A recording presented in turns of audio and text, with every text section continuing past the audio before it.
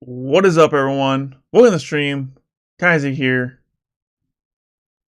Today we have Bastion from Hack the Box, and I don't have the machine already booted because I was having some technical difficulties with my network connection. But it looks like it fixed, so we're just gonna let me share my screen here. Let's go ahead and play my disclaimer. This demo is for educational purposes only. Ethical hacking is legal and differs from illegal hacking. Always ensure you have legal permission before performing what you see in this demo.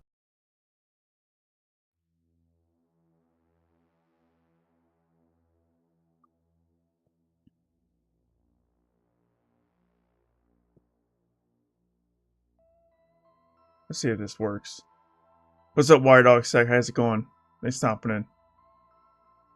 Always appreciate you being here when I go live and sharing the stream on LinkedIn. Really do appreciate it. What's up, Cybershark? You are early. I don't even got the machine booted up. You're here. Appreciate you being here as soon as I go live. Let's see here. Do we have connectivity? I don't know. Oh yeah, here we go. Initialization. That's what I'm looking for. Initialization sequence completed. So it looks like we're good. Yeah, I don't know. I was having some issues before the stream, right before the stream goes live. Go figure. So that's why I don't have the machine already booted up. I figured it was more important to show up on time than it was to show up with everything ready. I don't know. What do you guys prefer? Showing up on time or showing up with everything ready? Because I feel like there's a new problem almost every stream. It's like, yep, this machine's not going to work today.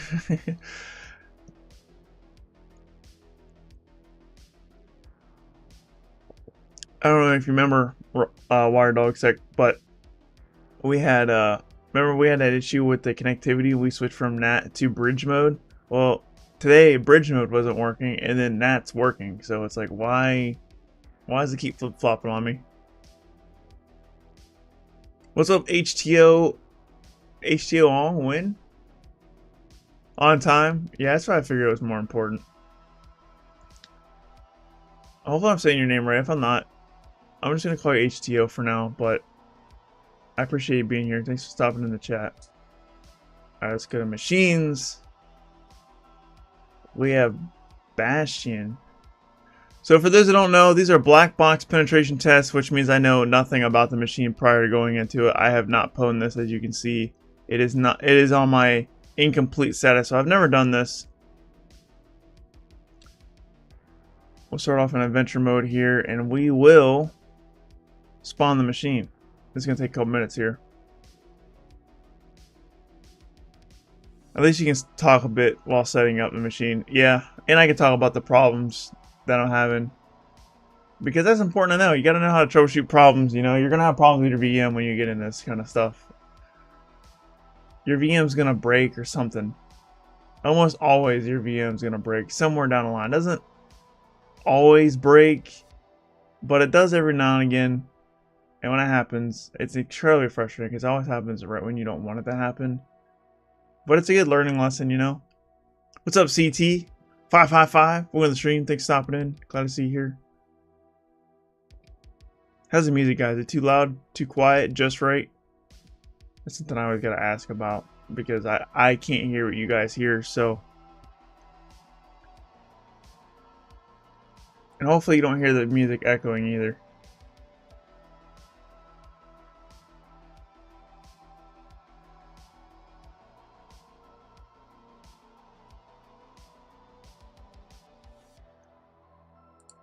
While that's spawning up, we can do our rustscan command that I always run at the beginning of every machine. Let me grab it here.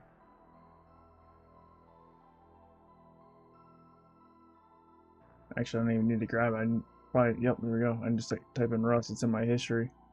The audio seems fine to you? Good, thanks. Thanks for letting me know.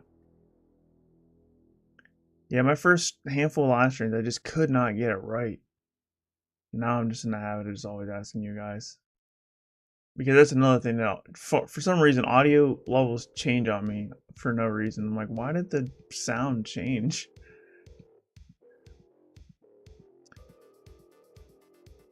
All right, so we got an IP address now finally, so we can actually start scanning the machine. So for those who don't know, RustScan is a very fast port scanner. It runs Nmap in the background. It's not installing Kylinks by default. If you want to install it, go to github.com/rustscan/rustscan. The -A argument's the address, so this is our IP address of our target. -R is the range we want to scan. In this case, we're scanning 1 through 65,535, which is all ports. And we have a ton of output here. We have 22 open, 135, 139, 445, 5985, 47001, 49664, 49665, 49666, 49667, 49669, nice, 49670, 49668. What a mouthful. I'm going to run this one more time just to ensure that we didn't miss a single port. But this looks like a Windows machine. When you see this many ports open, especially when you see 5985, 139, 445, and then you get these like random 47, 48, 49 numbers, that's usually a Windows machine. Now, obviously it says on the main menu if it's Windows or Linux, but to be honest with you, I didn't pay attention. I had no idea what it said on the main menu when I spawned the machine up. But just looking at the output, this looks like a Windows machine. Ty and Tori, thanks for following over on Twitch. I appreciate you. Alright, so now we have, is it the same amount of ports? 1, 2, 3, 4, 5, 6, 7, 8, 9, 10, 11, 12, 13. Let's go back up to our first results. 1, 2, 3, 4, 5, 6, 7, 8, 9, 10, 11, 12, 13. Yep, looks the same to me, so we can, I think, safely assume, not safely, but reasonably assume that these are all the ports on the machine. We didn't scan UDP, but I don't think we have to in this case. Most of the time we don't have to. Sometimes if you're not getting any results on TCP, you definitely want to do UDP scans. What's up, Muhammad Ali? I don't know how to say, I mean, Muhammad Ali, we know the famous boxer, but it's like, you got an E at the end there, so I'm assuming it's Ali now. Anyways, regardless how you say it, thanks for stopping in. How you doing today? Glad to see you here. I'm going to run this script here. So it's called Python 3/scripts. Now this script is actually on my GitHub, guys. It's called openports.py. Actually, before I do that, I have to put... we can't run it yet. Hold on. We need to change directory into hack the box, and then we need to make directory to Bastion, and then change directory to Bastion. There's a lot of words that start with B. I'm just adding up. Dang, bash. There's a lot of boxes I put that's on this machine. Change directory Bastion. We will nano ports.txt, and we will paste our ports in here, and then we will run Python 3 scripts openports.py. That's the name of the script. This is on my GitHub. If you want to get it, feel free to grab it. I made this script myself. I'm sure someone else made a script very similar to it, but I did make this one myself. And then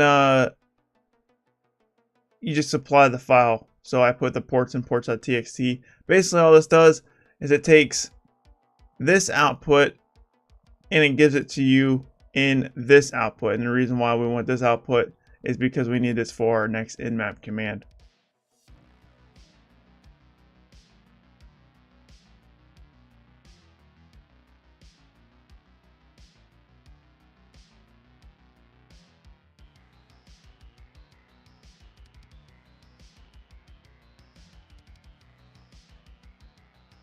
I zoned out for a minute. I was like, what was I doing?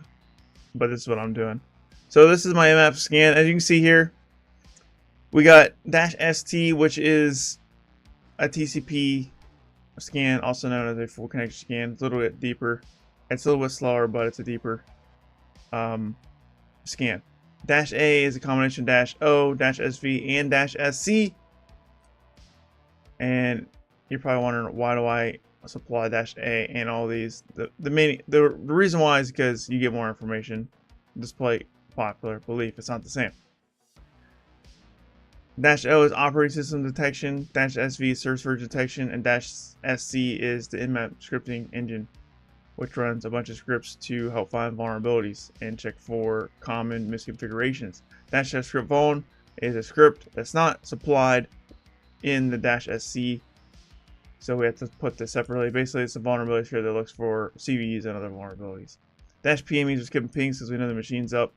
-P is all the ports, so this is where that openports.py comes into play. So we just paste that in here, and that way it guarantees that you don't typo your ports, because it's easy to typo.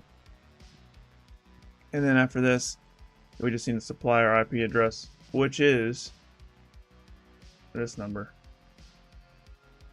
Paste, and then we will push enter on this. This is a very deep and comprehensive nmap scan, but that means it's going to take a while.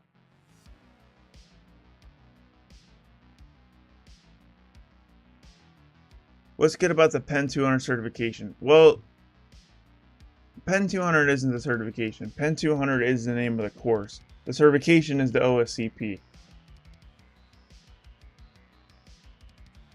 To be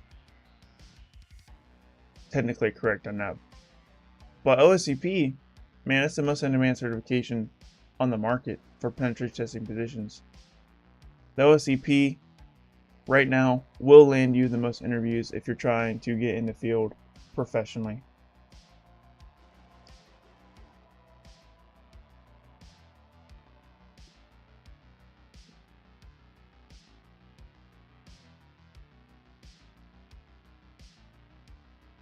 Hannah, probably. Welcome to the stream. Thanks for stopping in. Glad to see you in the chat. I'm allowing to grab more. I'm not sure what that means. It's allowing to grab more. I'm not sure what you mean. Okay, how is OCP is related to Pen 200? They're related because Pen 200, that's the name of the course. And if you take the OSCP exam, then you get the OSCP certification. And the OSCP certification exam is the Pen 200 course.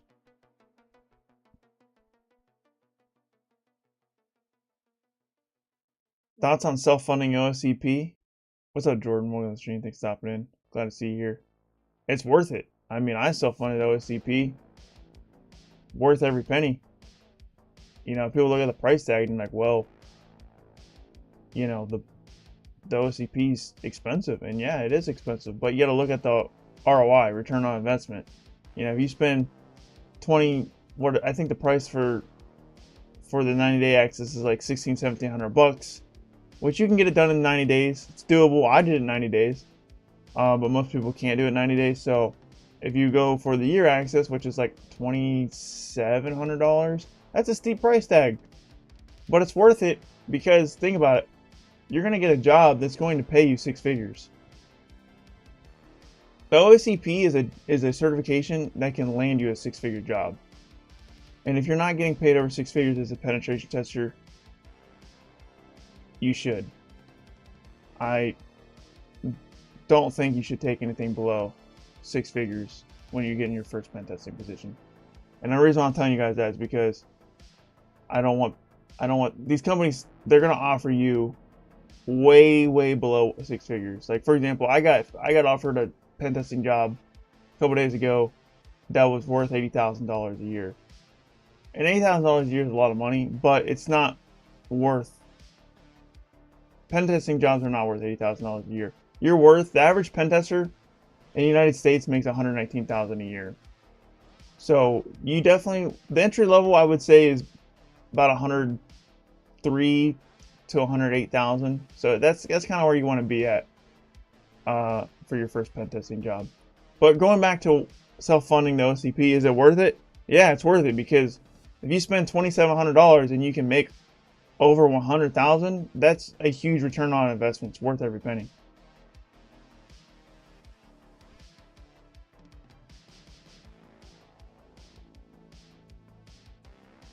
Now, if you're outside the United States, that's a different story. I don't know what you guys make outside the United States. I know it's typically less. But it's probably still worth it. I mean, if you can make... I mean, even if you're making $80,000 a year, it's still worth it. You know what I mean?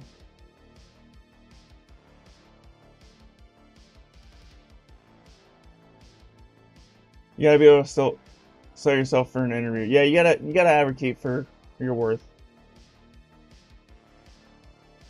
And like I said, the average pen tester makes $119,000 a year. That's average, so entry level is a little bit lower than that, obviously. But I strongly advise against taking a full-time penetration testing position that requires, especially if you have OSCP or like a CPTS or a TCM, PNPT. Strongly advise of not taking less than 100,000.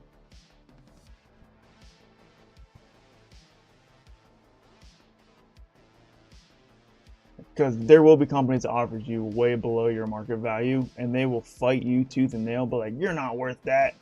You are worth that. And they will try to convince you otherwise.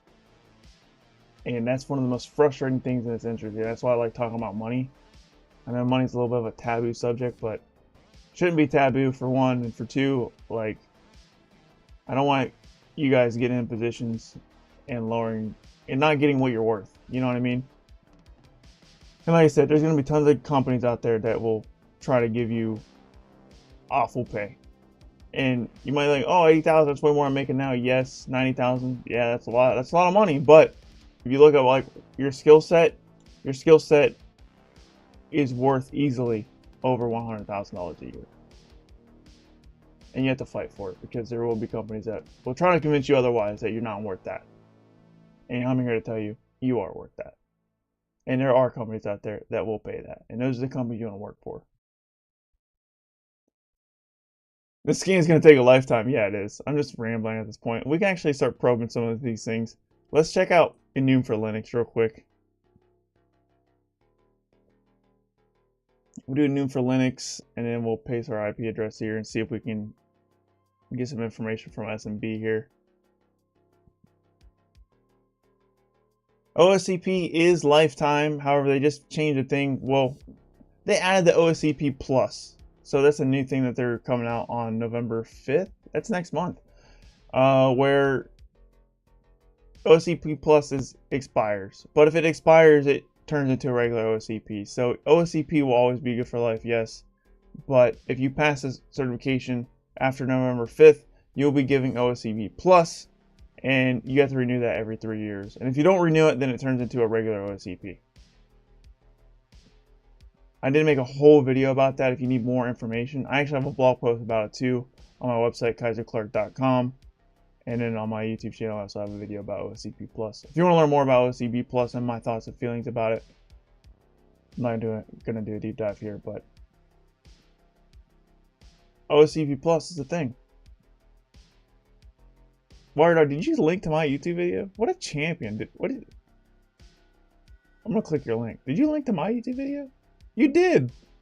Man, what a champion, dude. Oh, that was my own voice. That was really loud. Sorry about that. Didn't mean to scare you guys. Yeah, that was my video. Thanks for linking that, Waridog. What a champ. I mentioned it, and then he linked it. I wasn't going to link it. I was going to make you guys find it yourself. But WireDogSec was like, nah, I'll be nice.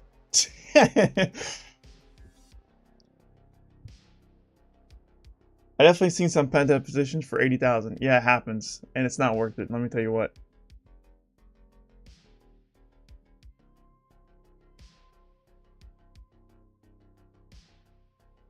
Alright, so we can't find any information on SMB. Oh, go. Why can't I scroll? Wait, why can't I scroll, dude?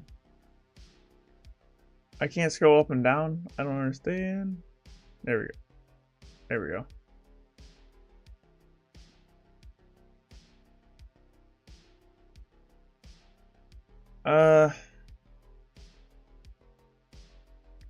Yeah, we don't have any information here.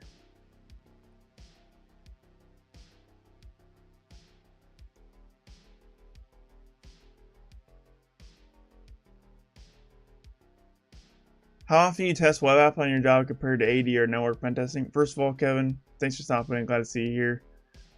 I would say web apps are slightly more common than AD testing.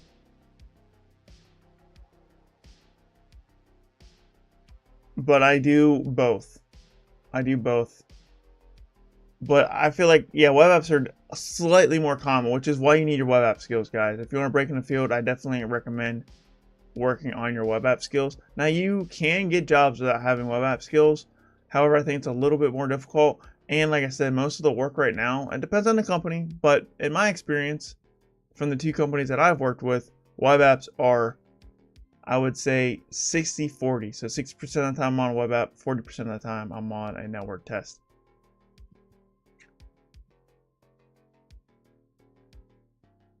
Maybe even more than that, actually, because sometimes when I'm on a network test, it's not even internal. It's not even Active Directory. It's just an external test. And external tests are mostly web apps. And web apps are on the internet, you know?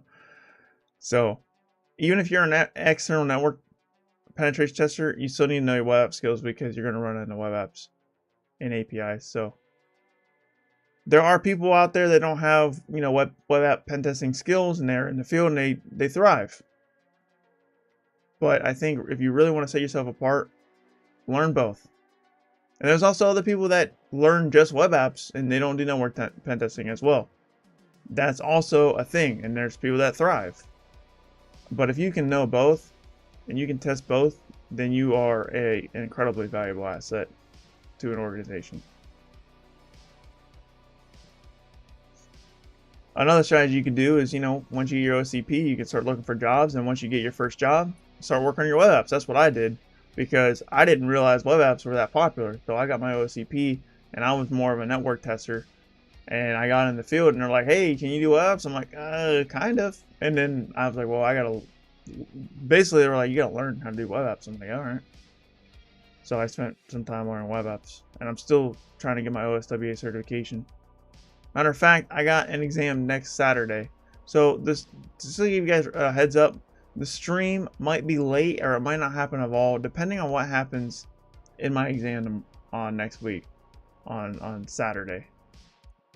Hopefully my stream doesn't affect it, but if I'm running out of time, I might have to push the stream back a little bit, a couple hours, depending on how my report's going and all that. Guys, I don't know what else to test. We got dude, I don't know what else to test. We can test. I need these IMAP scan results, man. 135 and 139.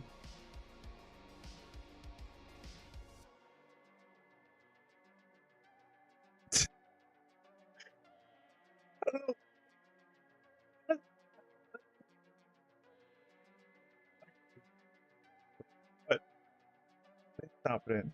He said, yo, dog, I'm never eating a roofie again. Yeah, that's a good idea. Don't do drugs. Drugs aren't cool.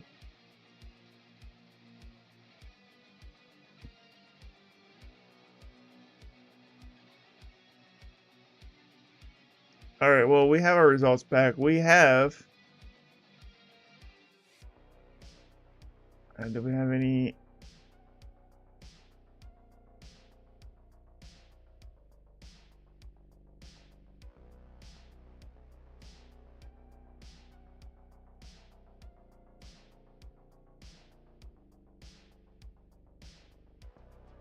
Yeah, Portsburger stuff is...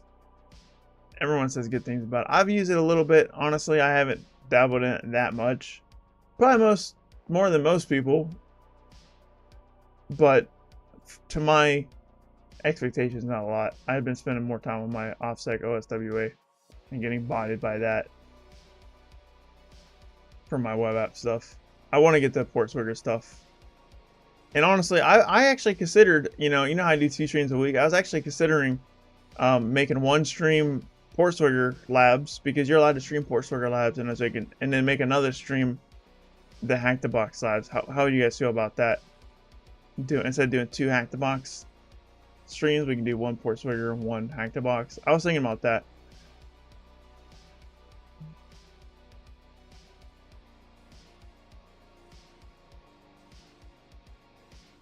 Oh man, I don't know what to do with this output. We got...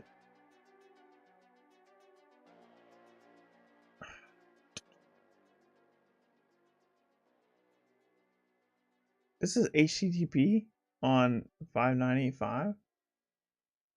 Why is this HTTP? That sounds weird. Alright, let's see what's over here. 5985.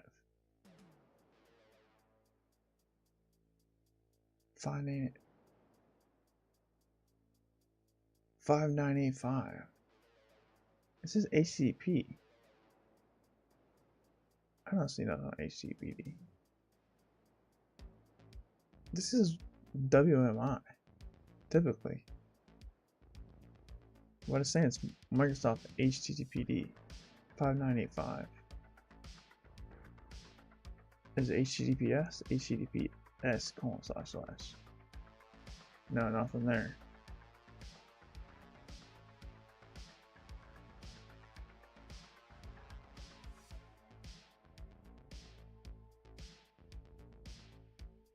Yeah, that's true. About the paid training. There's a lot of free resources out there for sure.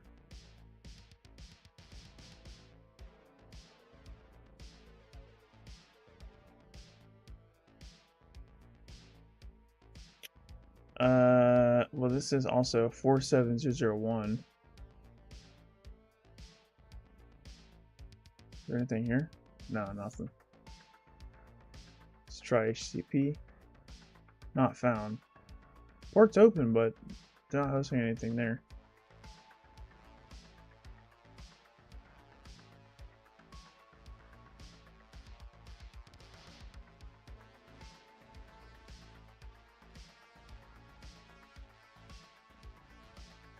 Well, let's see if we can MSRPC. Let's go to hat tricks here. Guys, if you see a port that you don't really know how to pen test, just go to hack tricks, and then type in what you're looking for. So, RPC.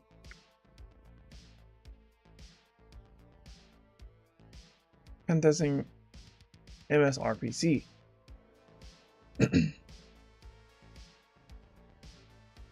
Remote procedure call.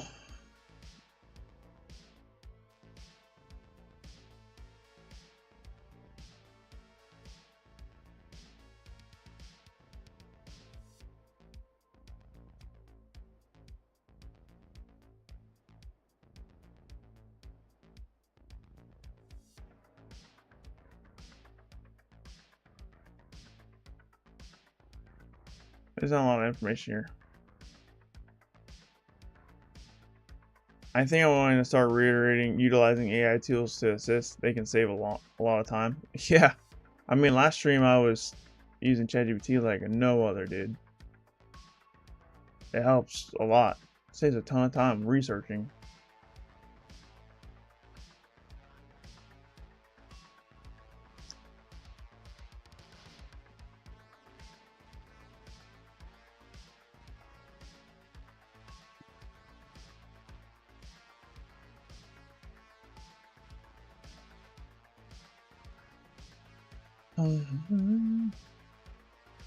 So we got the exposed ports.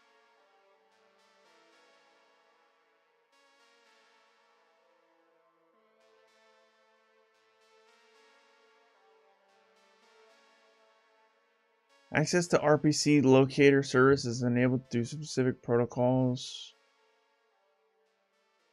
The following commands exemplify the utilization of Metasploit modules to audit and interact with MSRPC services, primarily focusing on port 135. Well, let's just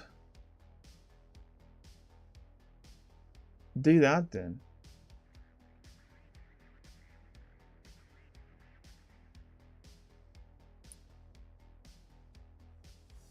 We'll do MFF console -Q to load up Metasploit, and we're going to run these RPC scanners and see if we can get any useful information. And now we'll cover that. We also got a test net BIOS. 445 doesn't look like anything's there. I mean, we only ran a enum for Linux, so there's other things we could try to enumerate this. But enum for Linux usually gets you at least something, and we got nothing. So I'm not. I want to skip over this for now. We're gonna focus on 135 right now.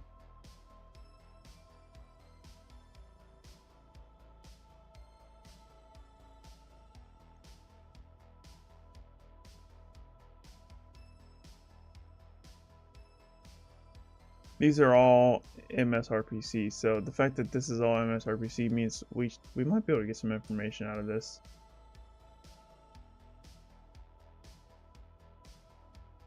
Alright, so what we want to do is we want to, I don't know, endpoint mapper. Oh, I did not want to do all of that. I just wanted to copy the first line.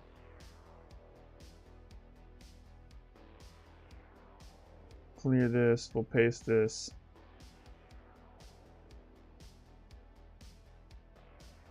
Options. Set our, we'll do set G, our host. So set G means it's setting it globally, which means we don't have to constantly set our host because we're going to run a bunch of modules here. If you don't put the G, then you'd have to do set our host every single module. If you do set G, then you could just keep the same IP address. See if we get some information out of this. No anonymous SMB? No. You can try the manual way by SMB client. Yeah, might be able to brute force some things.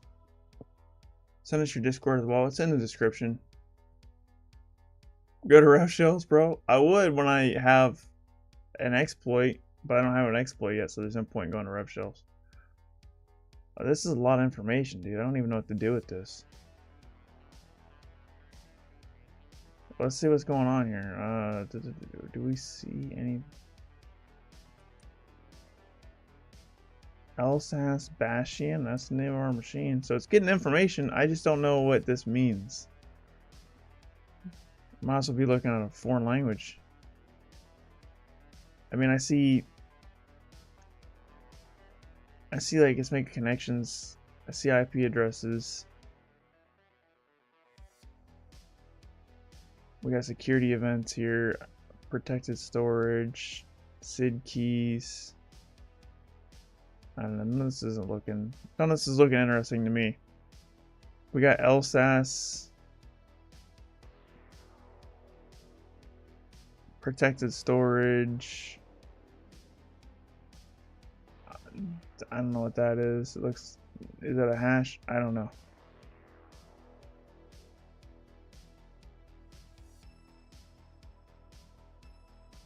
I've never used this tool before, and I don't know what I'm looking for, but nothing's popping out at me as far as like, you know, good information. I didn't know what to expect. I just figured I'd just run the tool and just see what it would spit out. But then again, this could be really good information. I just don't know. Are these if these are hashes, then that's good, but I don't know. I feel like they're not hashes.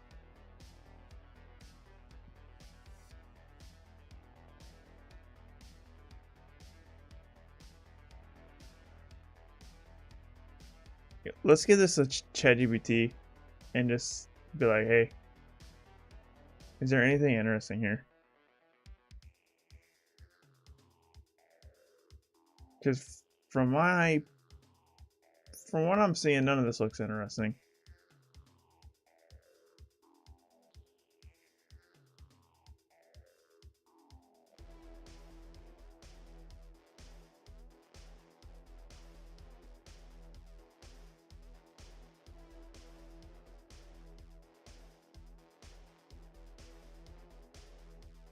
What's up, eggsec? We're going to stream. Thanks for stopping in.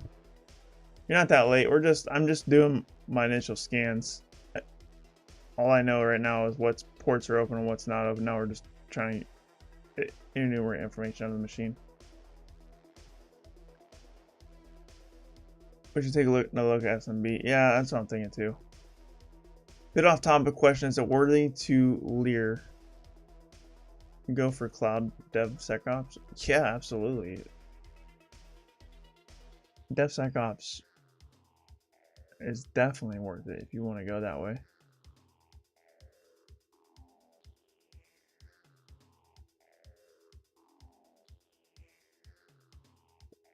Anything cloud.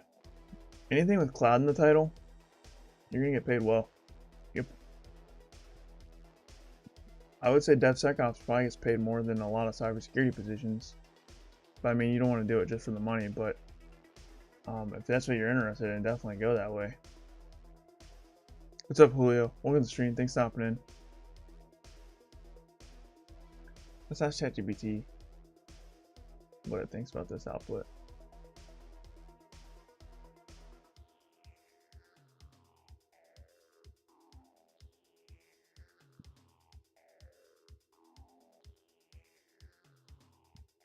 Is there any interesting info that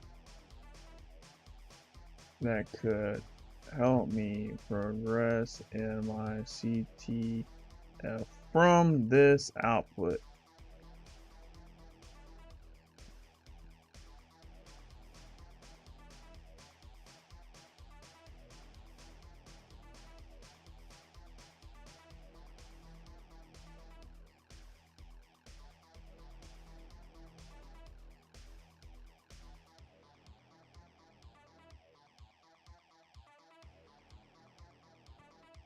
So we did see LSAS is exposed, which might indicate presence of vulnerable exploitable service.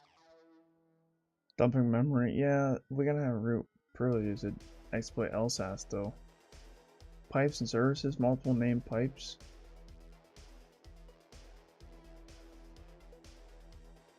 Alright, interesting endpoints, pipe event log. It's not that interesting, I don't think.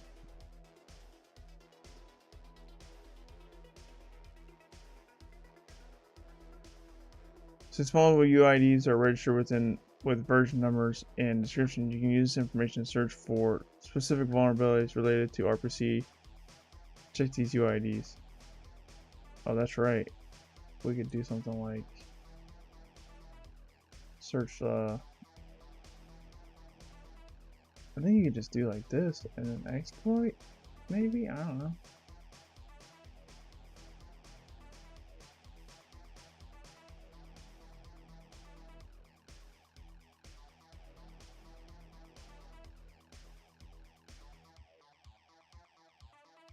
Always ChatGPT saves the day, so it is a good way to learn. It gives you some bad information sometimes, but generally speaking, it's pretty good. I don't think I got anything useful out of that though, unfortunately.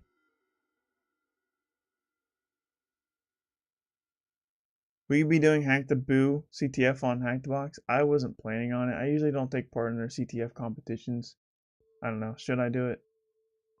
I just like doing the machines. I'm like the type of person to like, I don't like to dabble in other kinds of things until I finish the thing that I'm doing. For example, like Hack the Box with a lot of stuff, but it's like I haven't hacked all the machines yet, so I'm still trying to hack all the machines before I progress to the other Hack the Box stuff, you know what I mean? Eventually I'm going to do the pro labs for Hack the Box, but unfortunately I can't stream those. If I could stream those, I would have been doing those.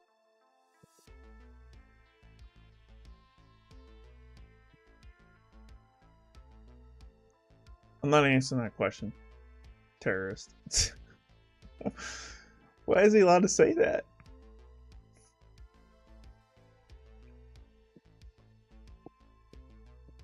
Alright, let's sorry,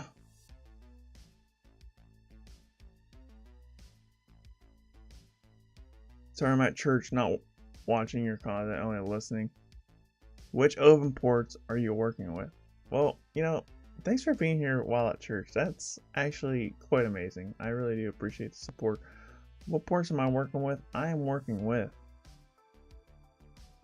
It's a long list.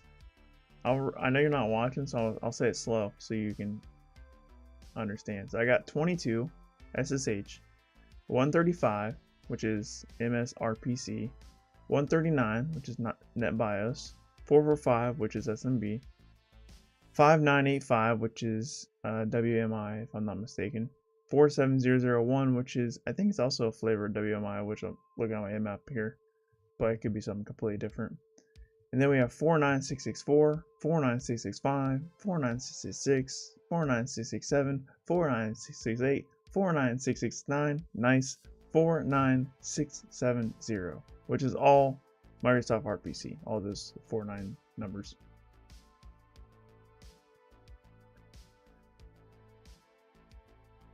So there's a lot of ports here, and right now the most interesting things is NetBIOS 139, RPC 135, WMI looks good. If we can get creds, we can log in that way, which would be nice.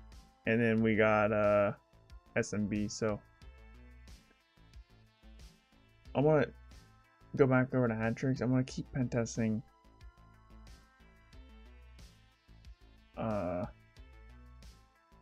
RPC here. There's another module here.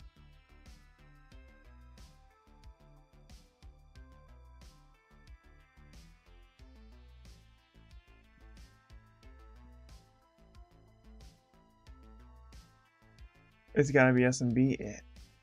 Yeah, it might be. You might be right. The name of the machine is Bastion. I knew this was gonna be hard to break into. I just had a feeling. You know what I mean? I mean, you just don't call something Bastion and it be easy, you know? Alright, so I just keep getting a bunch of access denied running this scan, so we're not seeing anything useful here. I feel like I have to narrate everything now because Egsec's listening at church and he's not watching. So I have to say everything that I'm seeing.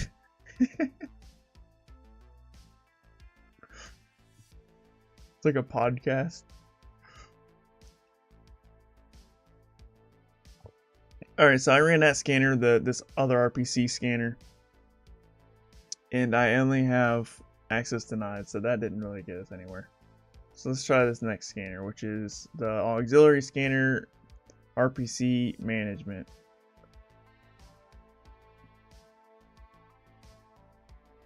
Yeah, when I see Bastion, I'm like, oh, is this a Bastion host, you know? Alright, so we're gonna run this one. Let's see what happens here. It's getting a bunch of faults. I'm not seeing anything interesting here.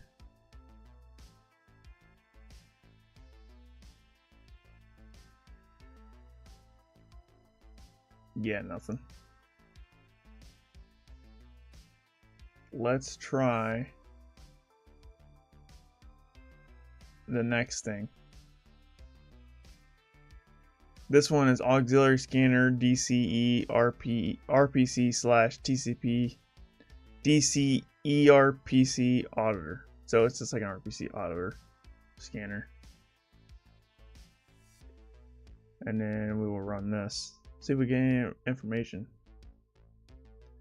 In Washington, not really sure what's happening here, but I do find everything interesting.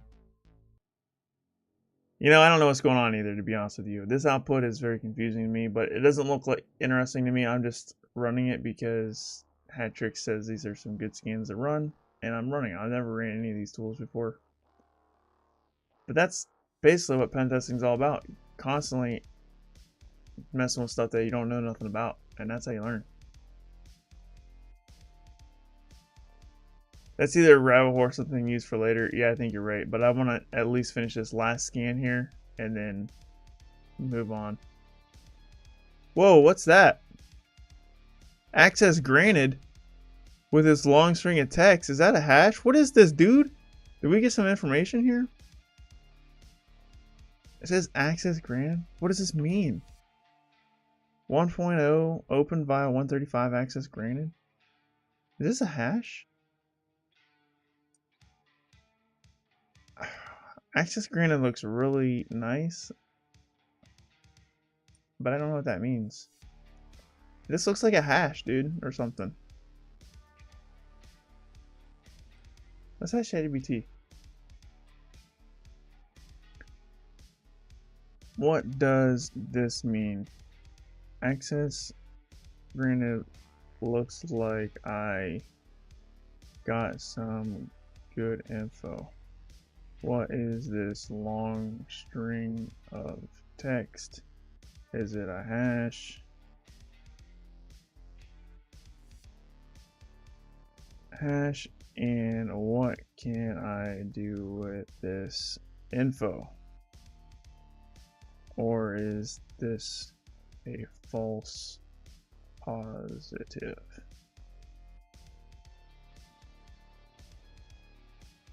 You forgot the first 0? Oh. That's okay.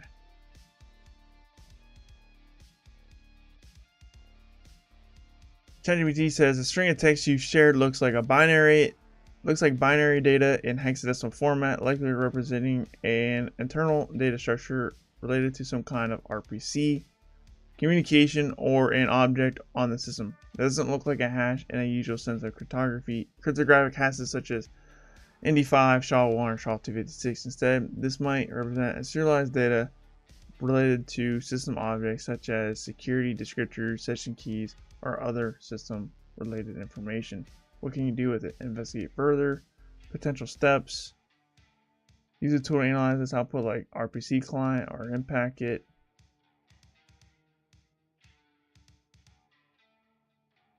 This is a false positive. This is likely not a false positive, but it may not directly lead to access. It seems like a raw data related to system processes or objects. This may be part of the endpoint enumeration or object permissions without more context. This doesn't indicate access granted directly, but there might be something you can work with here.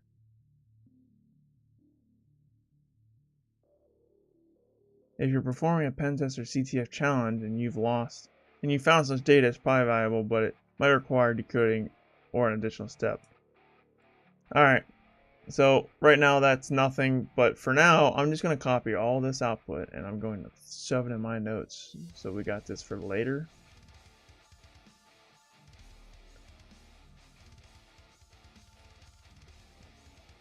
This is a lot of output here, but I'm just going to put all this in my notes because this might actually be used for later.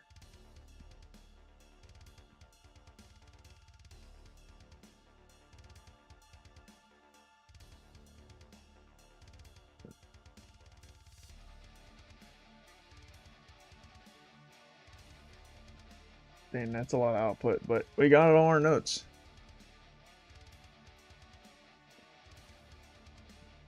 All right. Let's go back over to SMB. Let's go to, we're gonna go to my GitHub.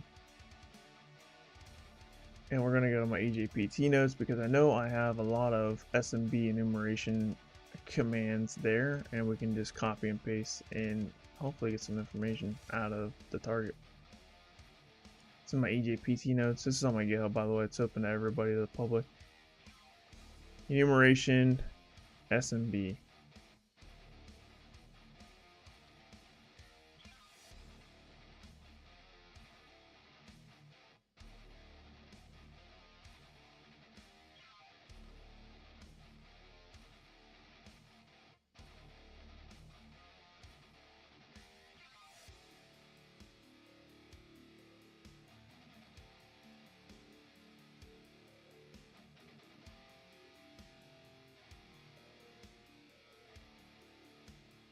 We can do SMB map.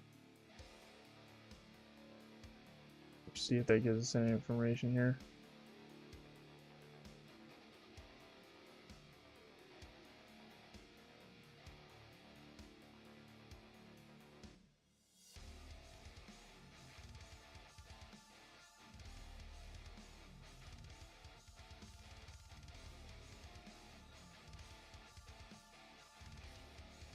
SMB map. Detected one host serving SMB, establishing 0 SMB sessions. Alright, couldn't establish any kind of session.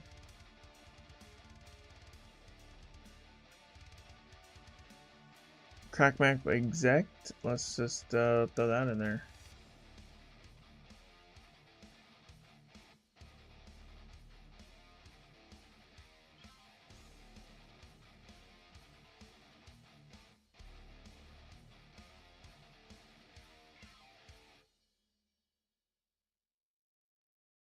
It's using SMB v1. And it has signing is not turned on either. That seems like a finding. It's using blowfish cryptography. It's been depreciated. Can we crack this? What can I do with that information?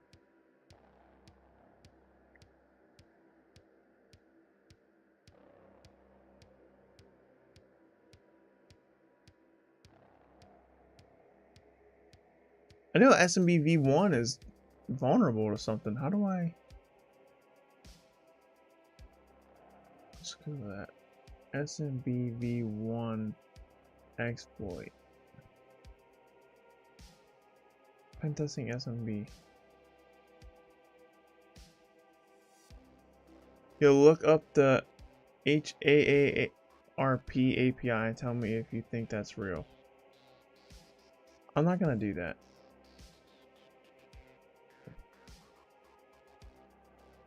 That seems like a trap.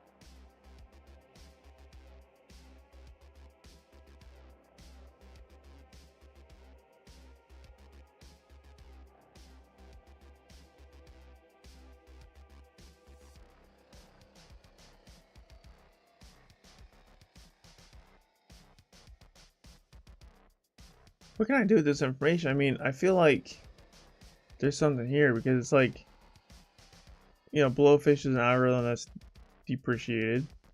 And then it says signing is false and SMB1 is true. But Hattrick doesn't say anything about that.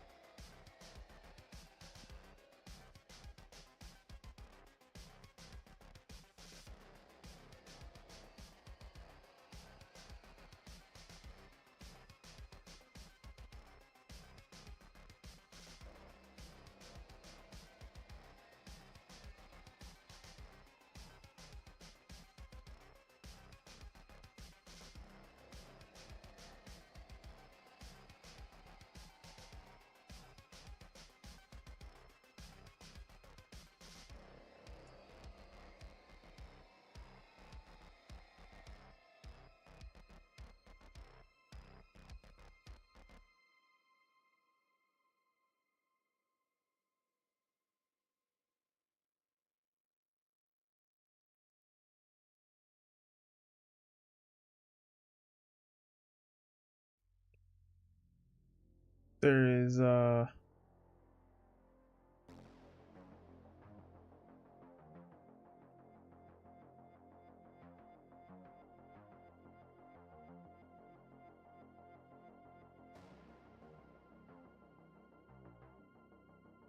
SMB. There's a lot of SMB vulnerabilities, but I'm not sure.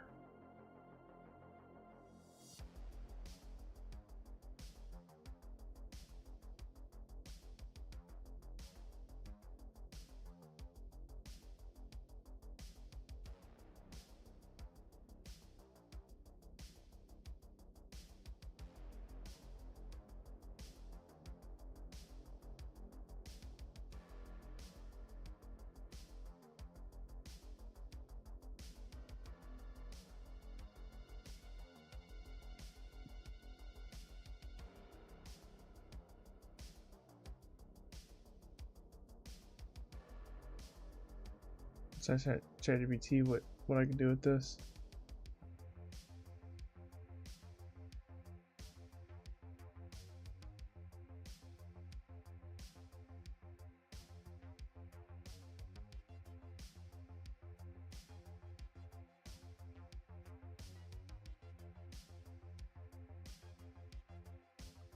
SMB v1 is vulnerable to Eternal Blue? Really? I didn't know SMB v1 is always... Is it always exploitable by Eternal Blue?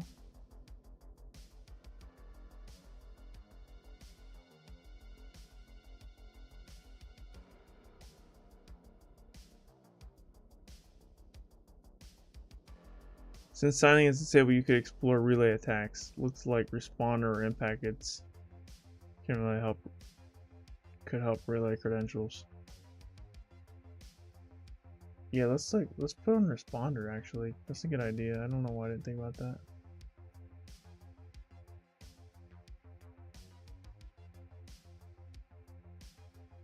I think it's just responder and then the IP address, right? I think that's the syntax for it. Dash interface dash I 10.0. There we go.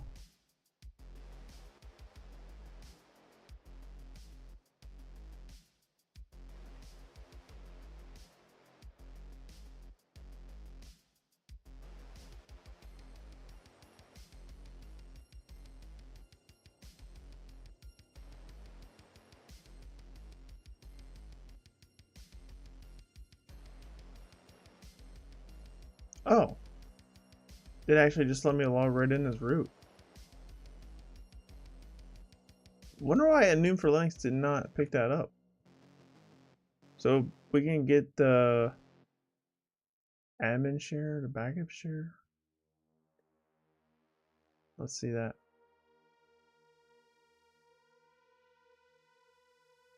Let's log into those shares.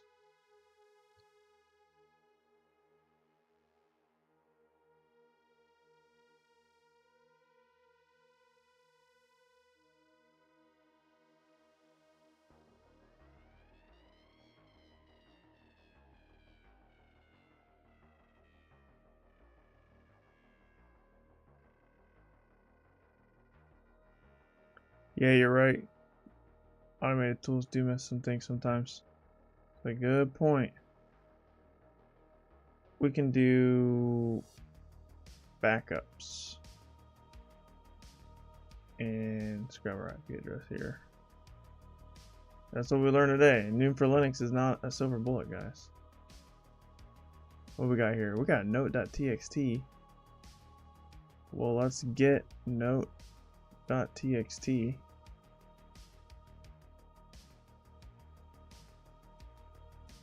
Let's get whatever this is.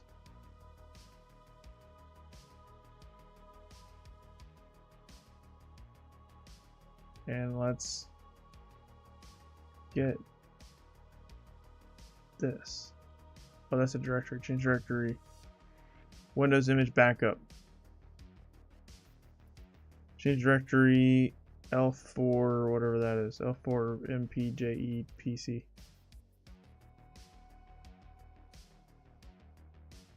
There's a lot of things here, so let's do. Here's a backup here. These are a lot of directories. Can I just get everything?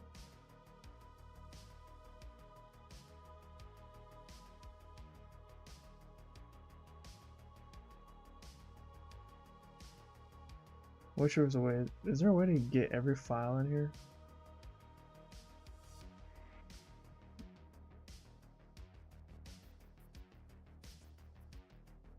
Let's cat note txt, see what happens. Sysadmins, please don't transfer the entire backup file locally. The VPN in the subsidiary office is too slow. Please don't transfer the entire backup file locally. There's nothing in sdt.tmp.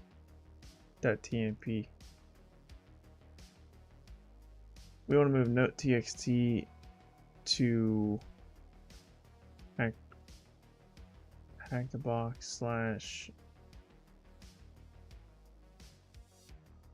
Bastion.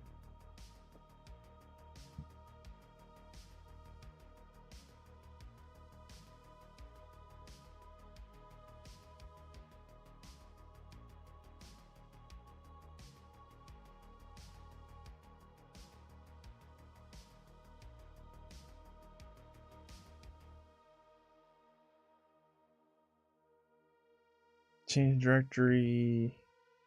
This is a backup.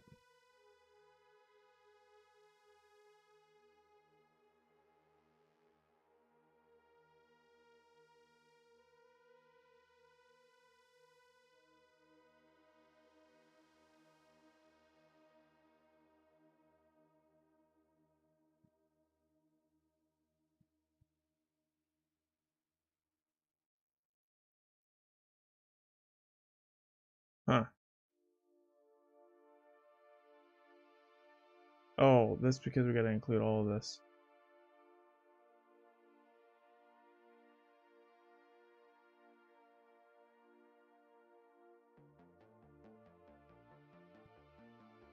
What's in here? Oh gosh. So much information. XML documents. I don't know what to do with all this.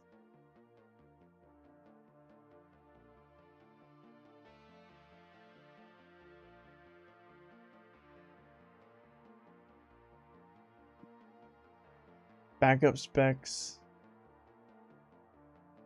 There's so much information here. Well, let's just get backup specs, I guess.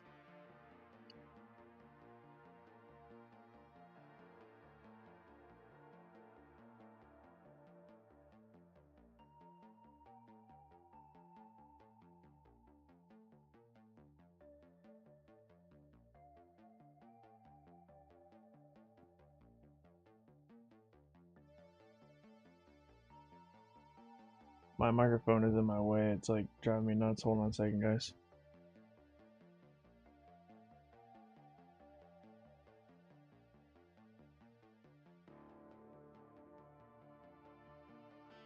There. That's better.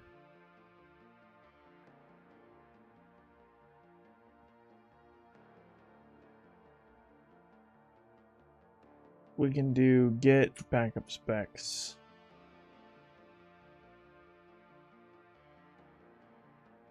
Yeah, what's a .vhd file? I don't know what that means, but they're in here.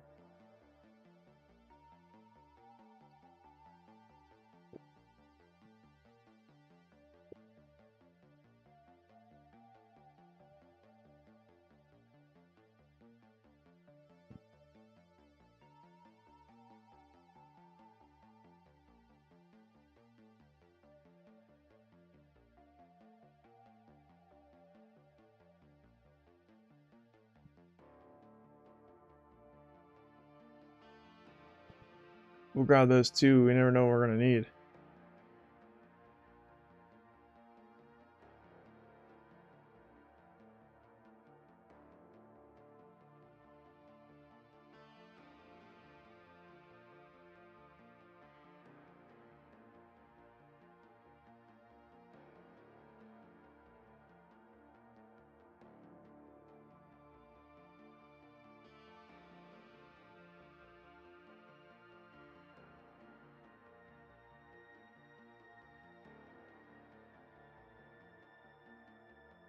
Backup specs. We got a volume, access path, label, volume is true. Boom.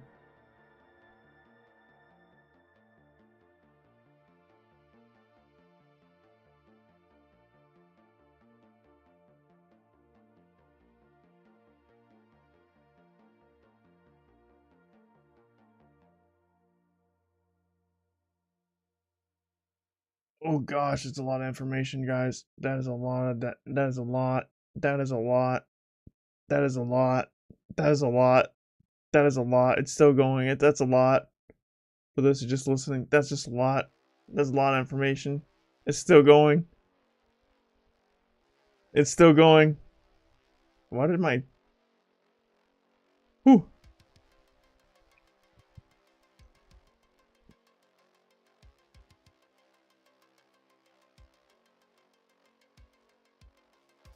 We'll just put strings on this and see what happens here. It's still a lot.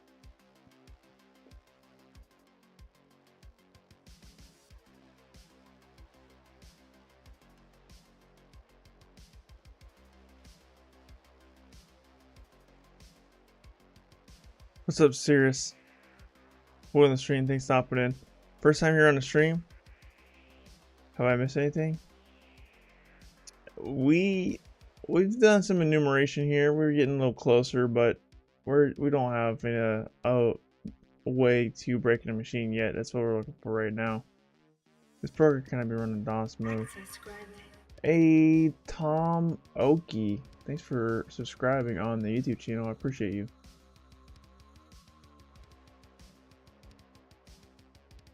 Redmond 1.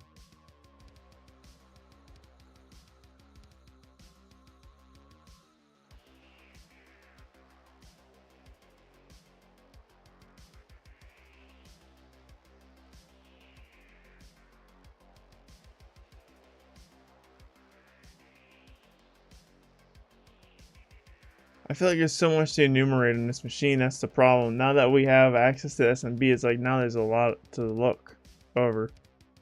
You know what I mean? There's a lot going on here.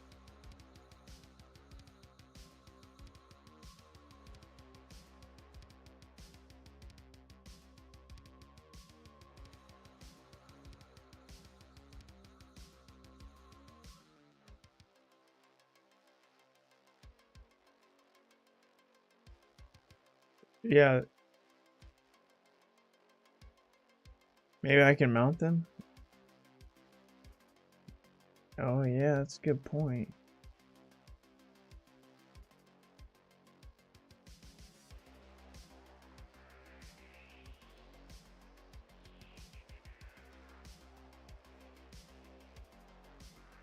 Access granted.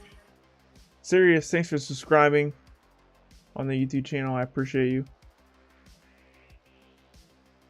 Hey, nearly started working as a pen tester after finishing university. This is super fun to watch, haha. Yeah, I'm glad to hear it, Tomogi. Thanks for stopping in the chat. How you doing today? And congrats on your new position after university. That's a big deal. It's hard to break in the field right now, so good stuff.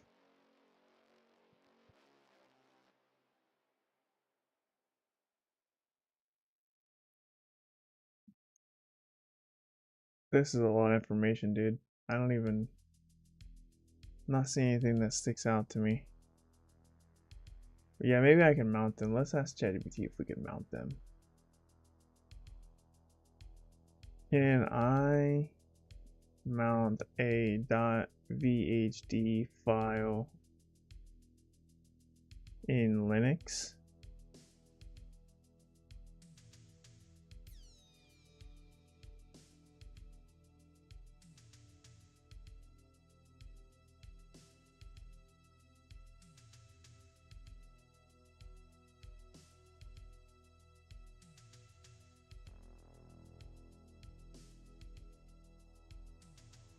Using QEMU NBD.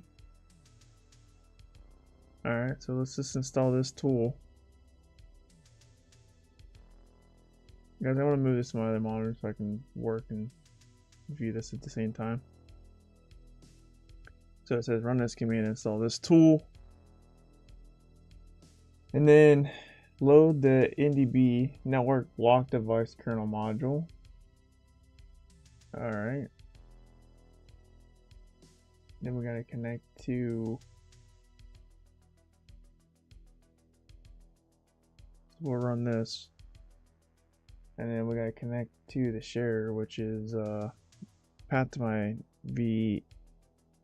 So the path is right here. So we will mount that, and then we gotta run.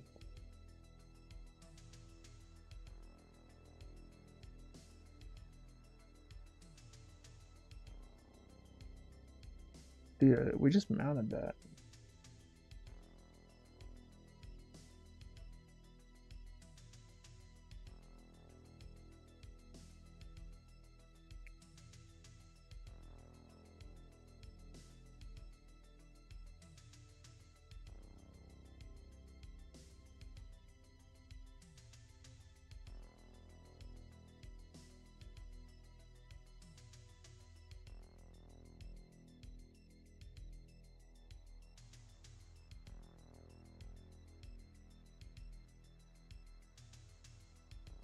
It's not a directory. How do I view the contents?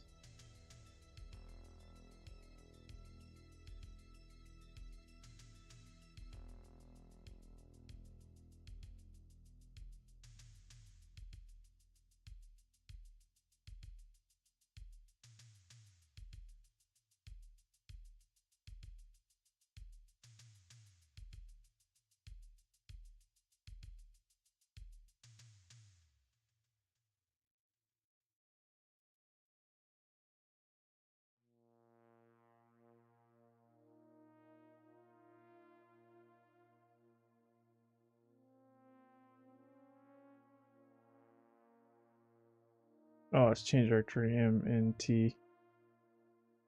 I had nothing in here.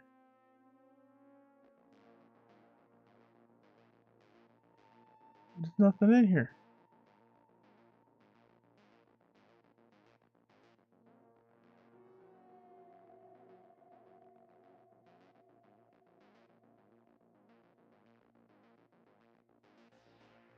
I think I'm on the SMB share, not the file itself.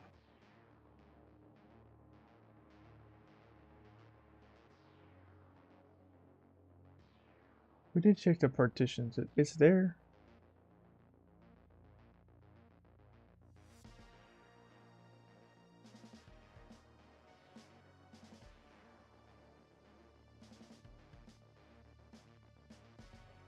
How many?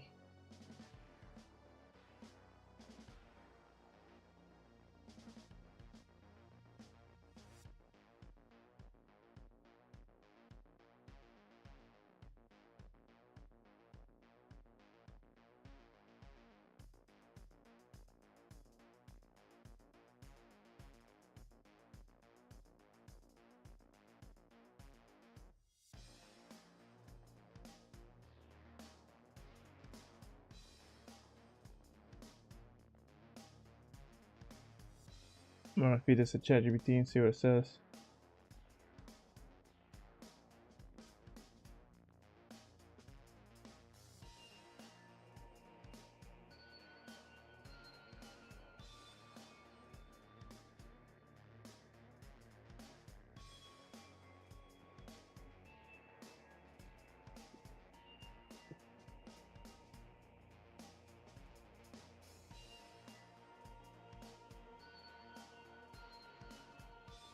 Oh my gosh, this is... Am I even in the right place, man? This could be a rabbit hole, man. Let's go back to that SMB share. Where are we at? I don't know. I don't know if that's the way forward, guys.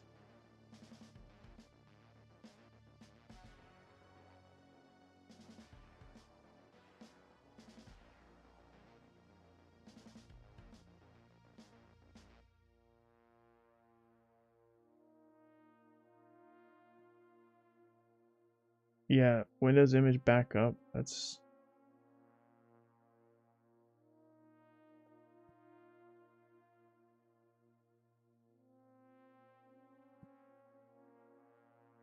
Basically, ChatGPT basically told me that like the file's corrupted or it's empty. So, or it's not a format that we were able to work with or something. I don't know. It didn't work. Let's go in it here.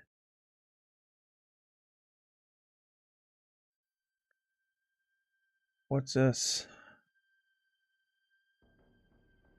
This is a file. Let's get that file.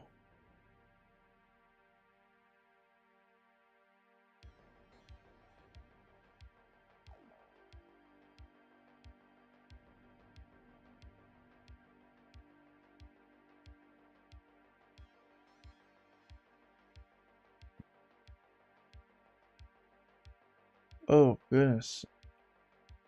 This is a lot harder to read. Let's do string. Let's do that same command, but we'll do strings. Sorry, I missed some of the part. What on the backup? I couldn't mount it. I mounted it and successfully, but basically ChatGPT said that like either it's corrupted, it's an unmountable format, or it's just empty.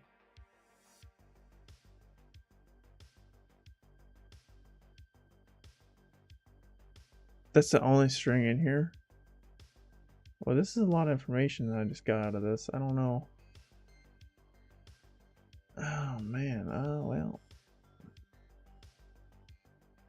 Windows backup. C Windows backup.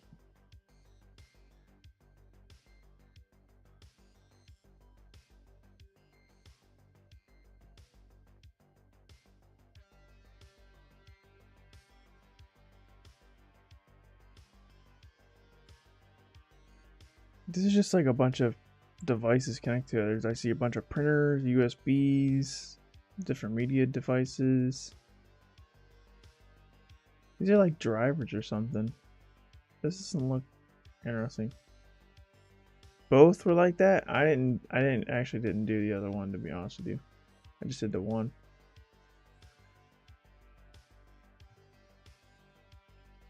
Let's get the media ID. I don't know what that means, but actually let's change directory to catalog.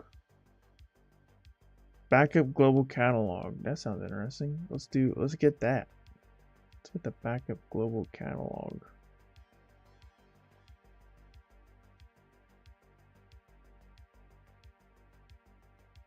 And then we'll get the global catalog. So there's global catalog, and then there's the backup of the global catalog.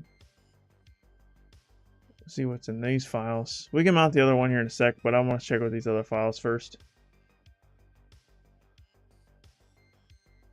Global catalog, what do you got in here? I'm telling you, the information we need, we just gotta find it. Like, it's in these files. Like, we have the information we need. I have a feeling that we have figured out the first step of breaking this box. It's just a matter of going through all these files and finding information that we need to progress. And that's a simple, that's what it's going to come down to. And this is where enumeration gets hard, because it's like, man, there's so much output. You got to read so much, and then you can miss something so easily because we got pages and pages of information here. And it's like, well, the information is probably here. We just got to try harder to find it.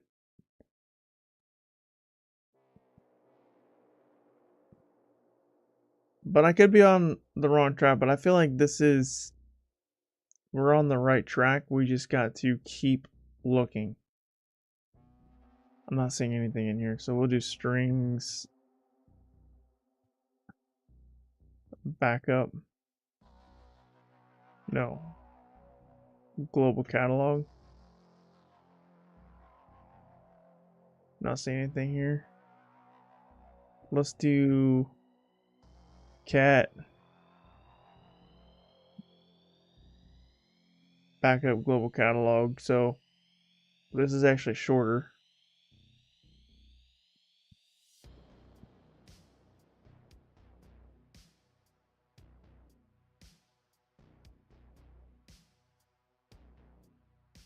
Well, Still not seeing any information in here that can help us out.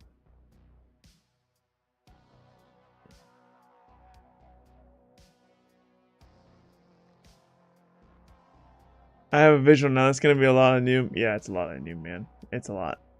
It's a lot.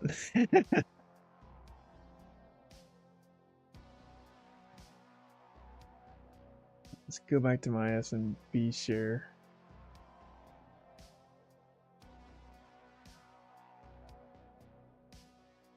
Let's get media ID. See what's in media ID.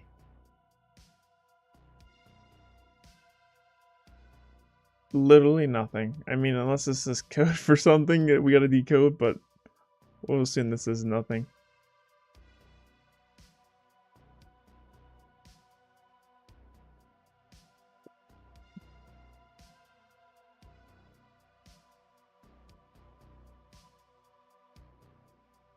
You already have the mount tools installed. apt-get lib guess fs tools, apt-get install sifs. I don't think I have those. But you saying like mount the, what are they, VHD? What are the files called? I forgot the extension already. Let's go in this directory.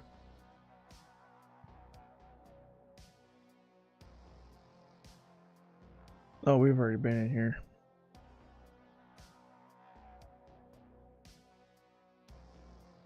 Oh wait, no. This is a directory. Why did I not change directory? Is this the file we got? C. I think that's the file we already got earlier. Yeah, it is. Yeah, we already got that file. Yeah, there's got to be info in those files. I think you're right. We've looked at everything else now.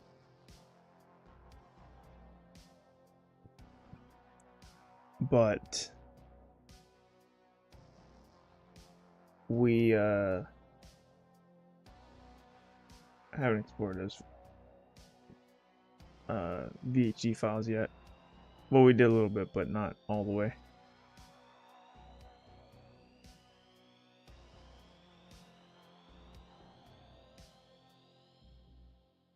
We haven't hacked.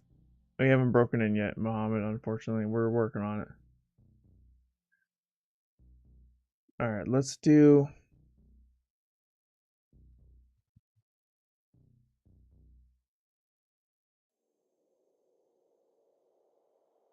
Yeah, they got to be on those backup files. I think you're right. On these VHD files.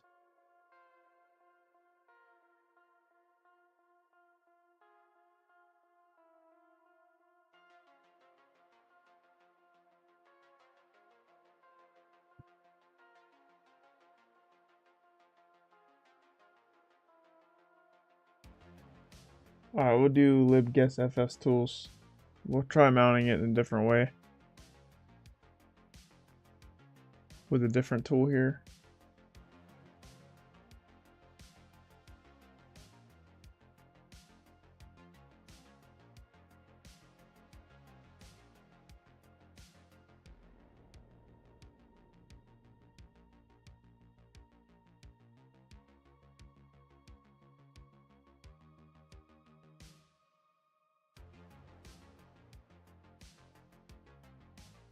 We gotta figure out how to mount this.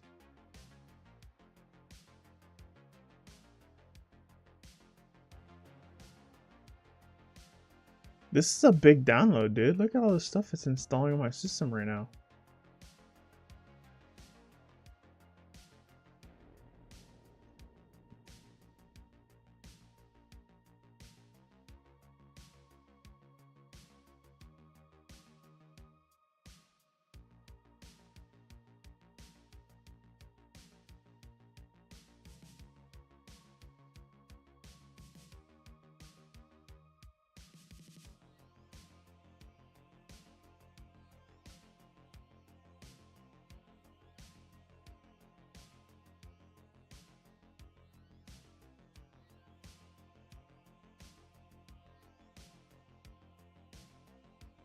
This is a big program.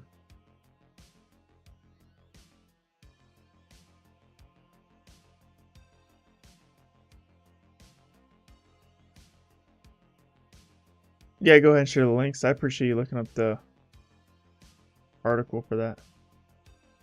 Which services should be restarted? They just restart whatever you want.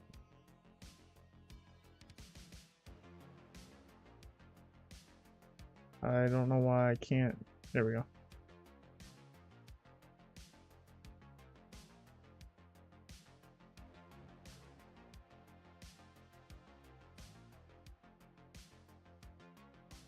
Now it's telling me to use this command here. Do I have guest fish? I do have guest fish. I've never used guest fish before. What's up, Daniel? Welcome to the stream. Thanks for stopping in.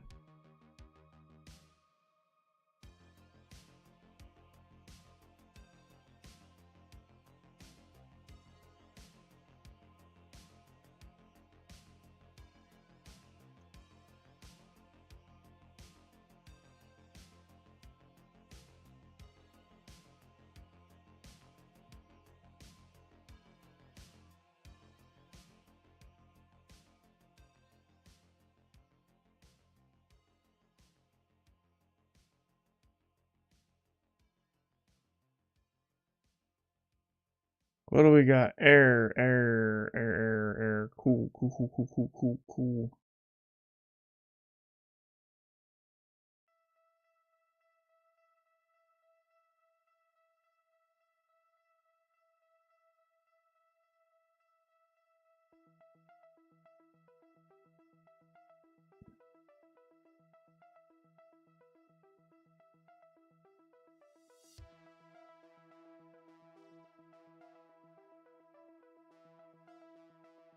There's another way here. ChatGPT has given me like several methods to try this out.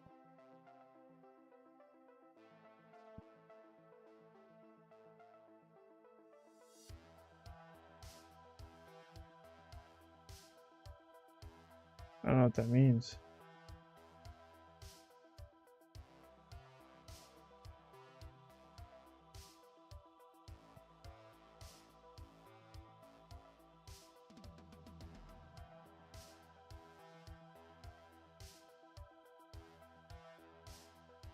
We need to do this.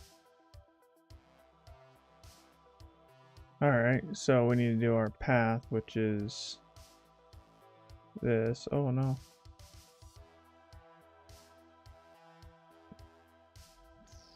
Alright, so sector size is 512 bytes.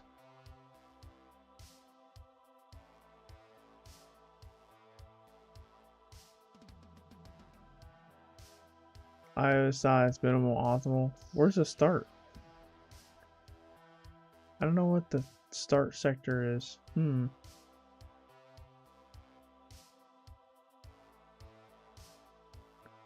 sector size is definitely 512. But the start sector, I don't know. Is this the start sector?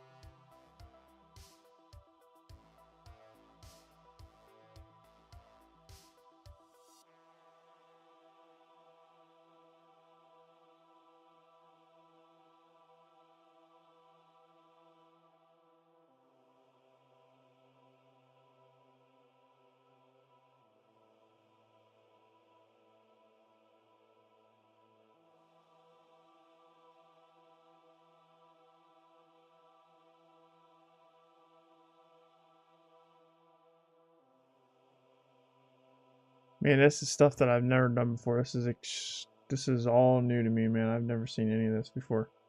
Like mounting this like this.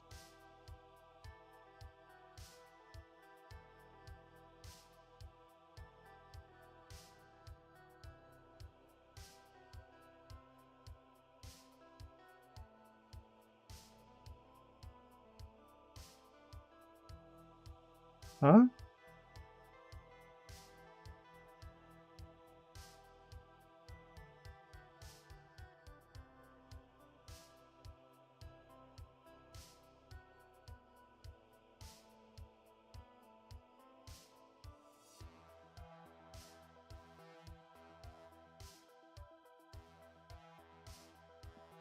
It's only 512 bytes.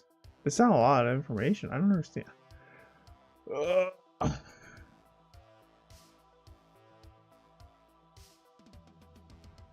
How do you mount extract password hashes? You can share the link if you want. That'd be really helpful, I think.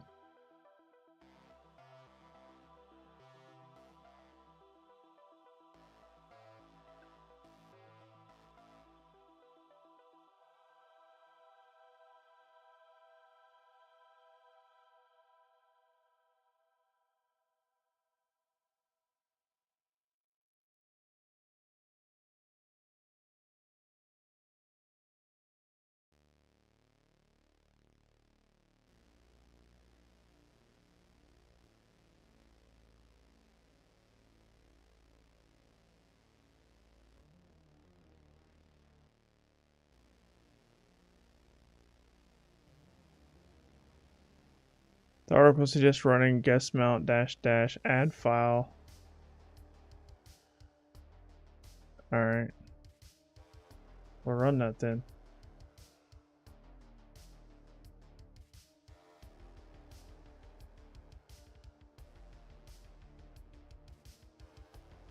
What just happened? Oh, okay. Still doing stuff. It's still doing stuff.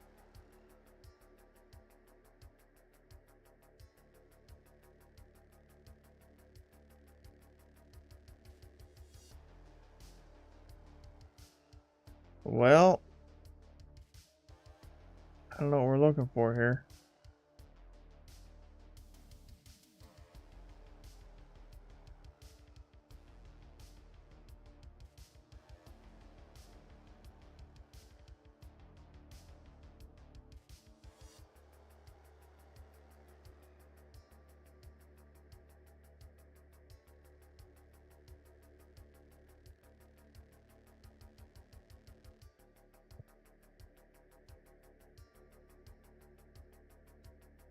Check / mount VHD now.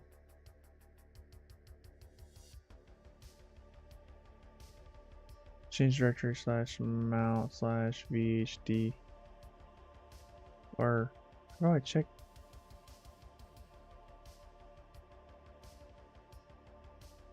There's nothing in / mount. That's the thing. This isn't mounting anywhere. I don't know what to do. I'm stuck. I think it might have to be time for some guided mode. I mean, we've been at it for an hour and a half now.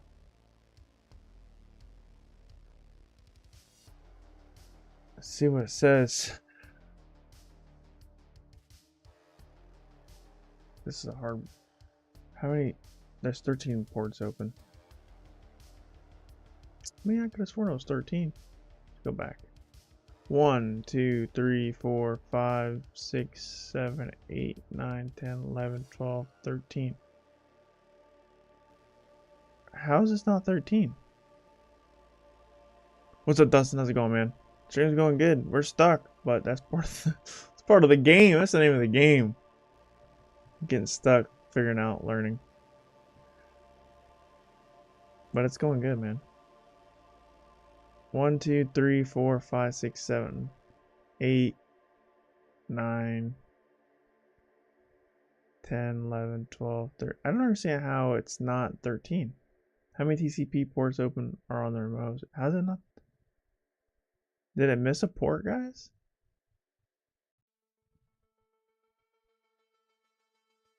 Might have missed a port. It's got 13.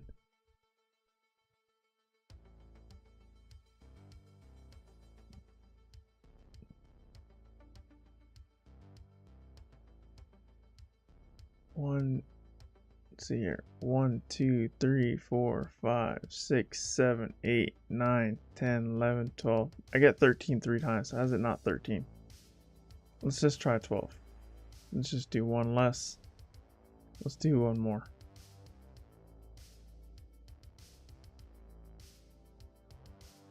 I guess Access granted. we're missing a port. Abhishek Shetty, thanks for subscribing on the YouTube channel. I appreciate you. Is it 15? Dude, why don't we know how many ports are open on this box? 1, 2, 3, 4, 5, 6, 7, 8, 9, 10, 11, 12, 13.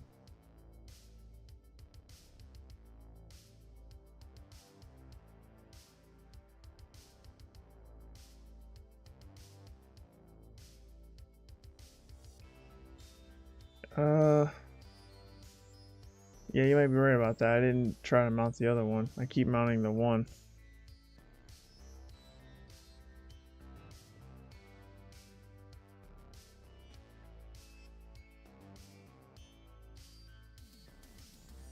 You did it right up on this box?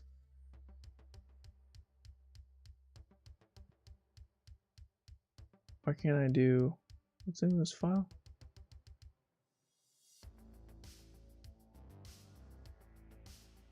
I did scan all ports, but it's missing one somehow, or several, I don't know.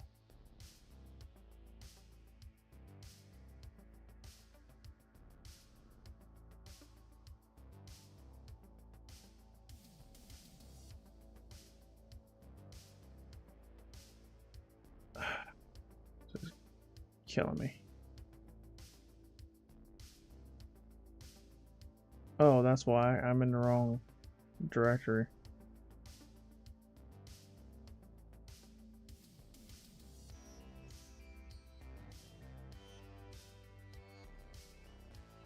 Let's try all of these. Or let's try this other one.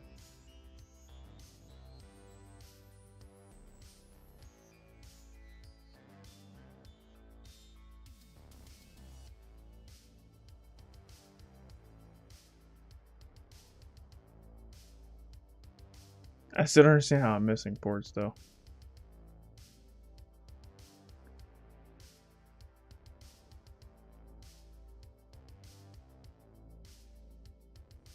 There's still nothing in /mnt though. Even with that other file.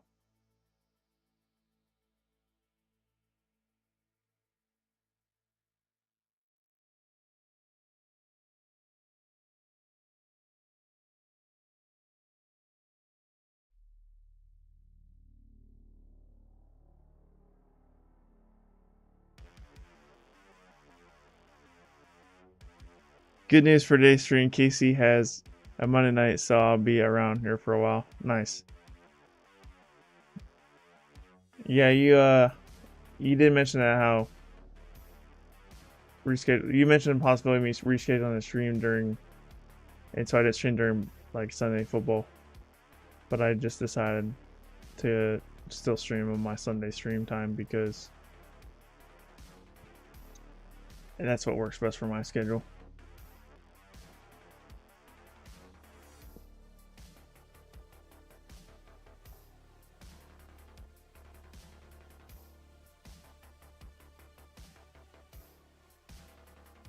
Surprisingly, views actually have been going up since football season started, so I don't think streaming during the Sunday football has affected the views at all. Just you. You're the only viewer that it affected, I guess. I mean, I'm sure there's other people that don't watch because of football, but overall, it didn't seem like it affected the views at all. What about 6-7 ports not unknown? Sounds stupid, but maybe. Oh, these ones? These are all RPC. 1, 2, 3, 4, 5, 6, 7, 8, 9, 10, 11, 12, 13. Dude, we so keep getting 13. Open. Let's see the hint here. I don't know what it's trying to say.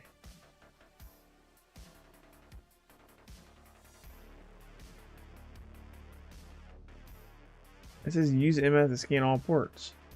Dude, I don't know what it's... Let's start with 5 and just work our way up. No. Let's try 17. There's at least 13 ports open.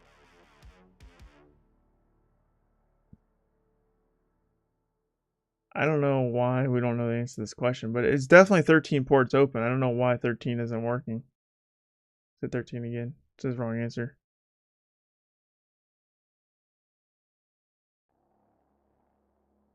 Oh, you're saying it hit 6 here? No, that didn't work. Dude, there's definitely 13 ports open. I don't know what the heck this thing's trying to say. So there's only one way to get through this. Is to just brute force this. Because this says there's 4 TCP ports open. That's not right at all. 1, 2, 3. There's 13 here. If we exclude all the unknowns, 1, 2, 3, 4. There's still 5. Even if you exclude the unknowns, there's still 5 ports. So that was wrong. I don't know where they got 4 from, but it's definitely not 4. It is what it is. What's the name of the non-standard SMB shares on Blocky? What is the name of the non-standard SMB share on Blocky?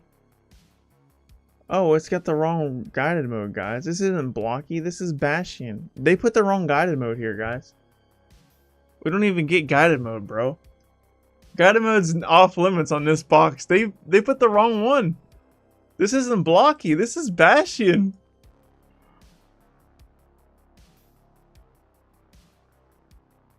This is an old box. Maybe something changed.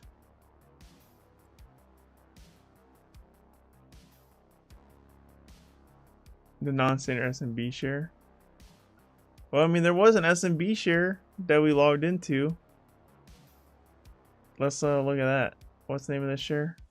It was called Backups. Maybe they put the wrong name here. Backups. That's correct. I mean, let's see. Let's keep going. What is the file extension of the 2 most interesting files on the share? Oh, okay. We're on the right track. VD, what is it? VDH? I forget the file extension. My memory is so bad.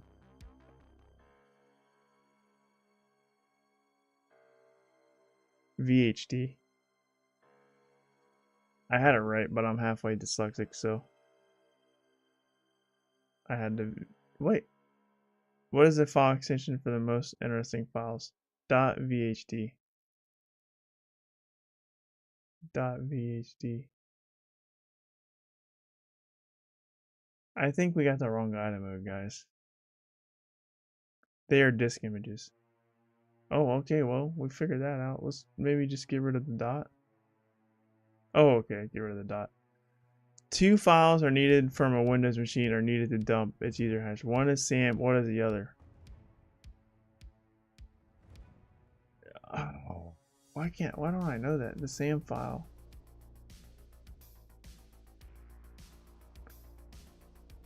I have this in my notes. I don't know why I can't remember the name of the file. Let me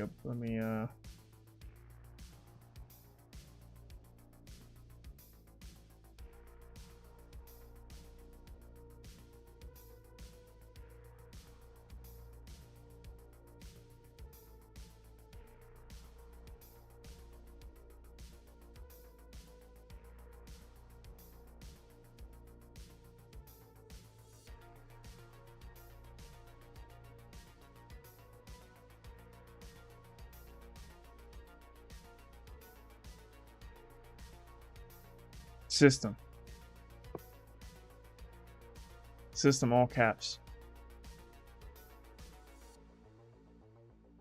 What is the password for user L4MPJE? So I need to get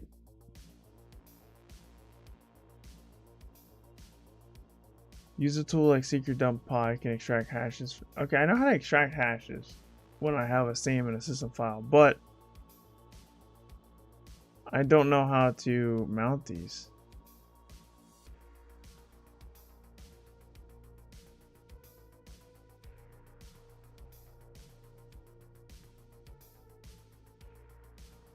That's a problem. Access granted. Daniel Swaney, hope I'm saying your last name right. Thanks for subscribing on YouTube. I appreciate you.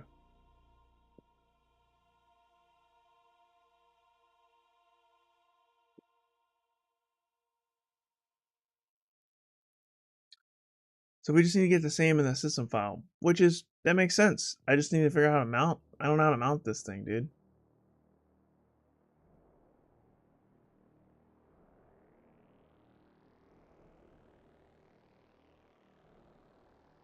ChatGPT's not helping me out here.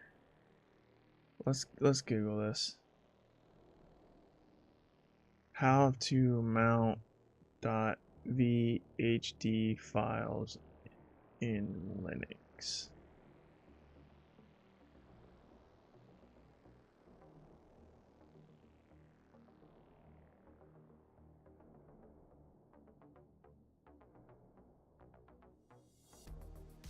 Okay, we had this tool. We did install this tool already.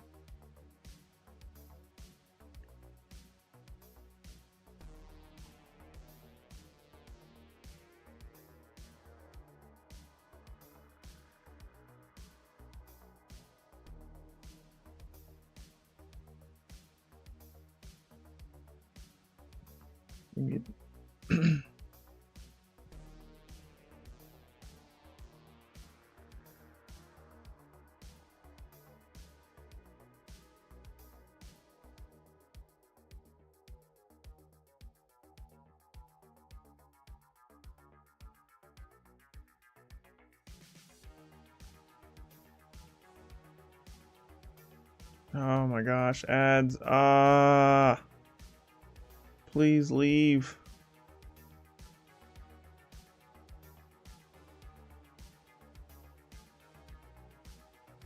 This is saying using. This is what ChatGPT told me to do.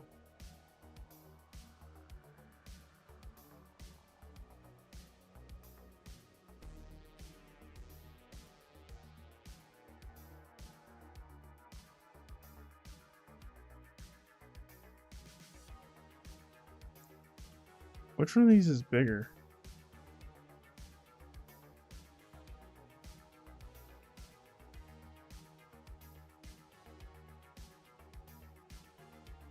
The 4 is significantly bigger than the 3. So this is 3, this is 4. I think it's the only difference between the two in the file name. Yeah, there's 3 and there's 4.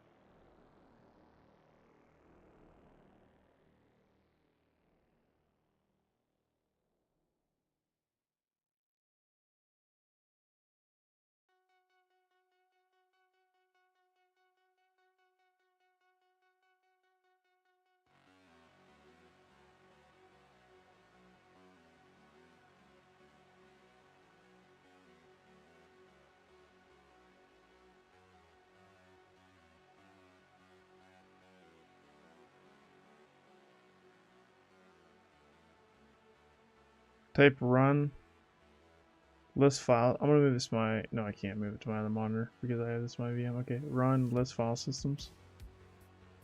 Run list file systems. Try Copilot next time. I guess that's what we need to do. So I stop using ChatGPT and start using these other tools. Alright, looks like that ran correctly. Let's go ahead and list file systems. Error. Can't launch before. Don't forget to use the run command. I did run.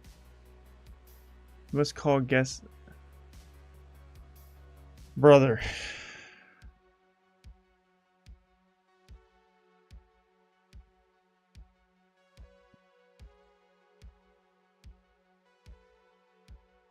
Every guide that I have doesn't work.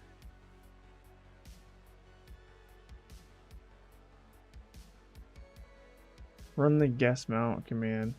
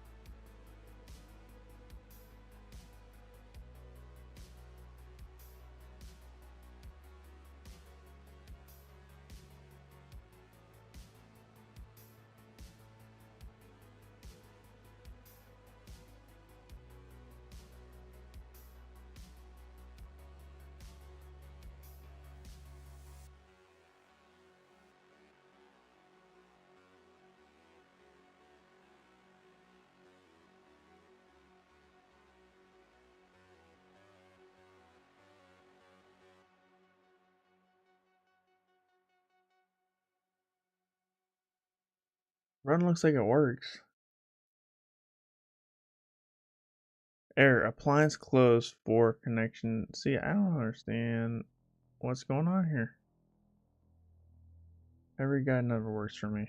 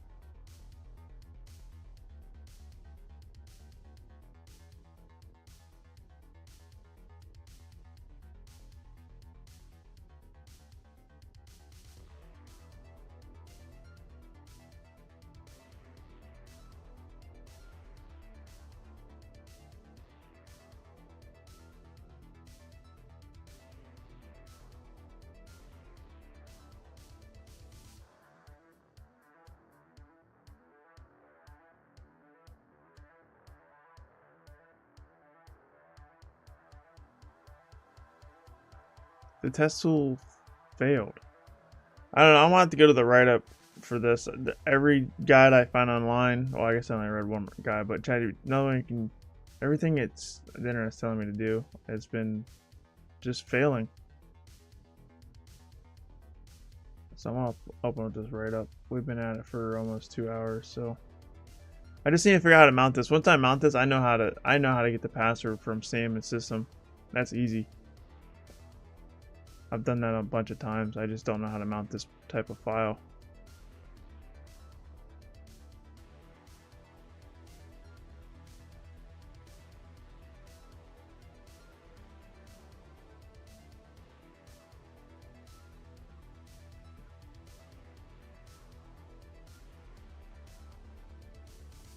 We want that. It's telling me to get a Windows VM to view this. I need to go get a whole nother Windows VM just to view this. Oh, that's a pain, dude.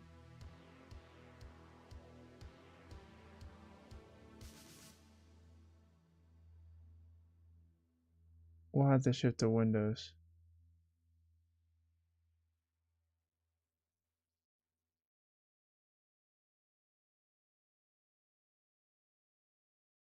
Is there a way to do this without putting this on Windows? That's probably what my problem is. I'm not.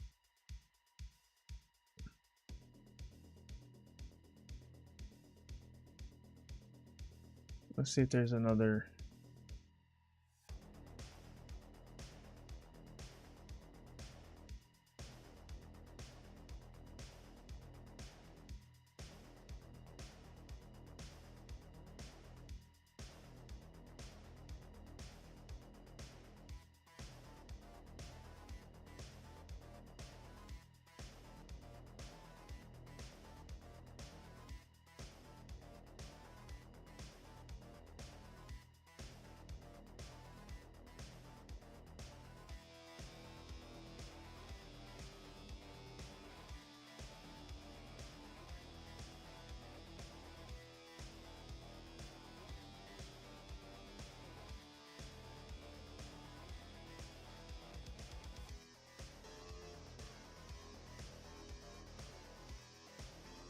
Alright, so I'm just gonna follow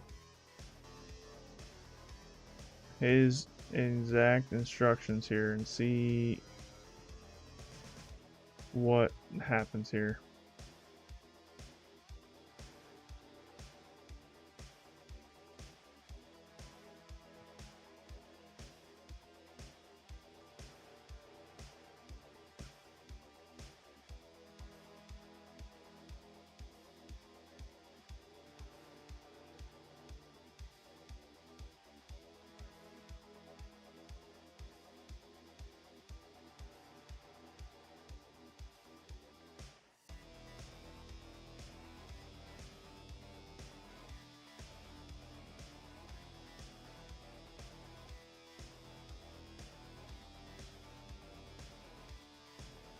We just gotta put our IP address here instead of Bastion because I don't got this in my SE host file.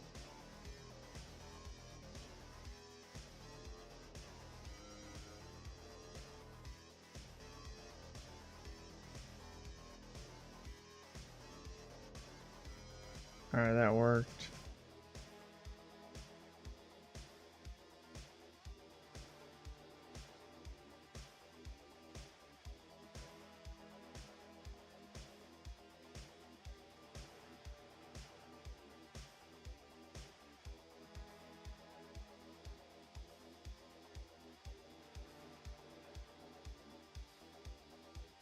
Failed to set the socket.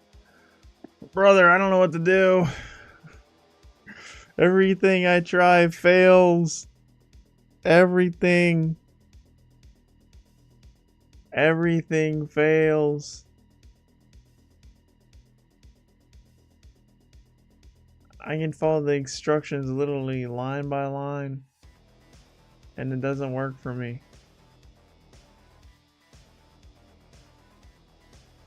That's ridiculous, man. Everything I try.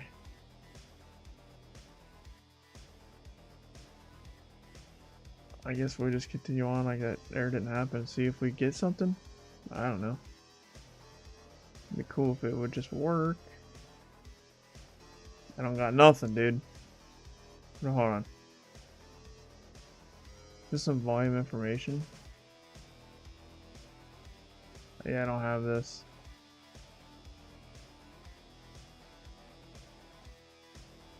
Yeah, I don't have everything. Yes.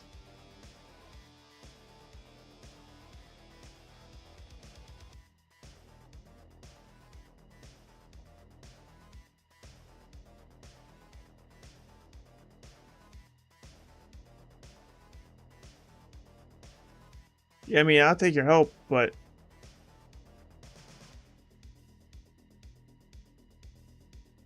did you mount both of them? I didn't. Well, I tried mounting the other one. This one's the one we need to mount because this one's the larger one. I mean, yeah, feel free to drop whatever I'm missing here because I don't know. Because I don't. Everything I try does not work, dude. I mean, let's try it. Let's go to the next. He uses Windows, which that's an option. That's easier to do than trying to mount this in Linux, I think. But I don't feel like putting it on my Windows machine, to be honest with you. But that is an option.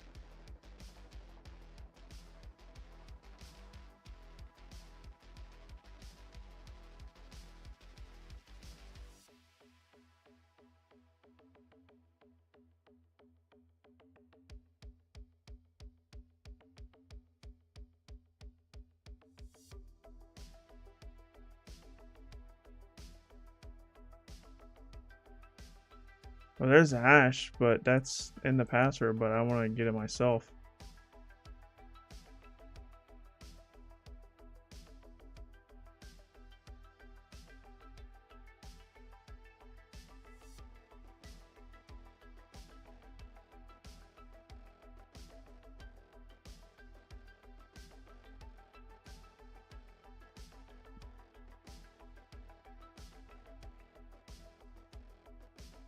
I just put this in my Windows machine, dude. I have the ability to do that. Let's see here.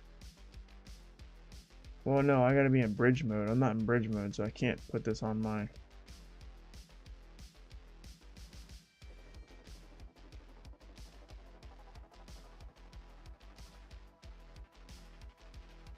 Windows computer, because I'm not in bridge mode. I'd have to restart the whole computer and put it in bridge mode. Man, dude, this is...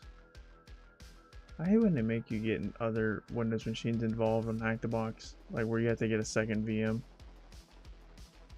This is the worst. Read this, guys.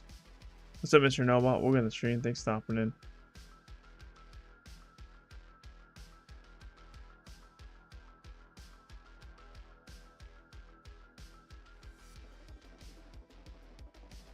Let's see what he's doing here. So he logs in.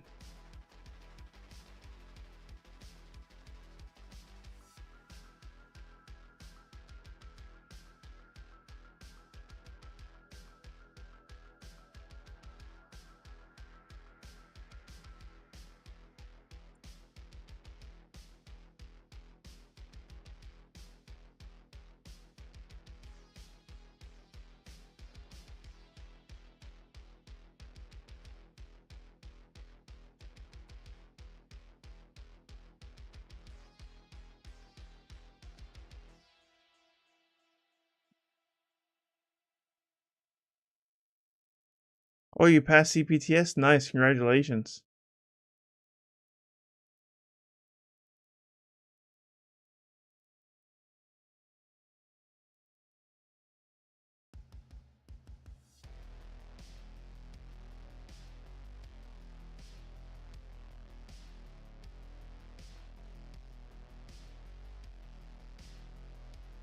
Failed to set the NBD socket. What does that mean, bro? How do I fix that? If I can just fix that.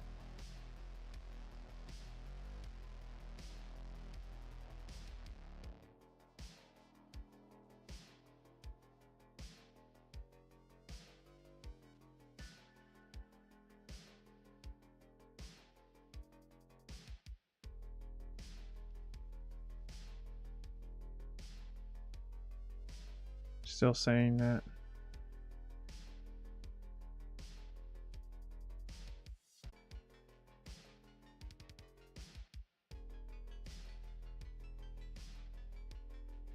Oh, there we go.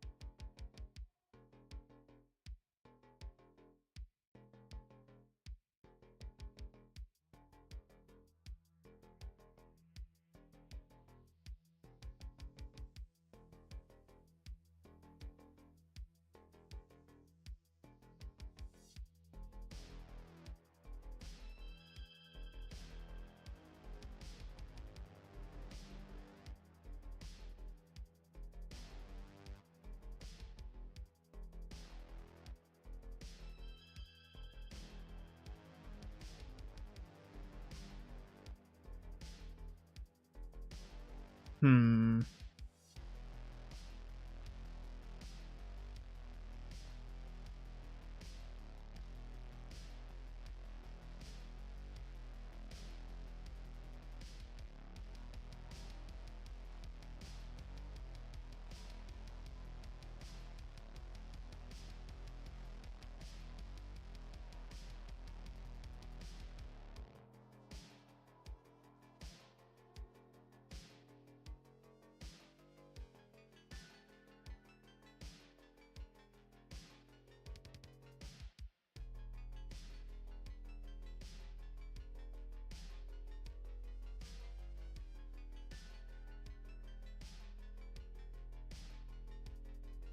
This is confusing.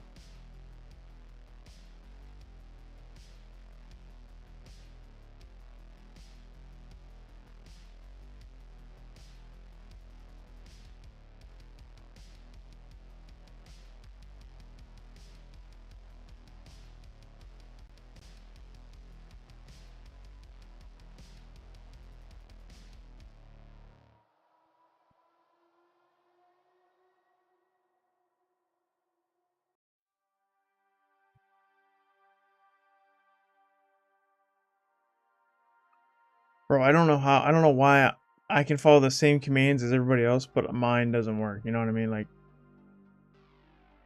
it's very frustrating how I can follow the exact same commands as everybody else, but my computer's messed up. You know, I don't know why I can't mount this.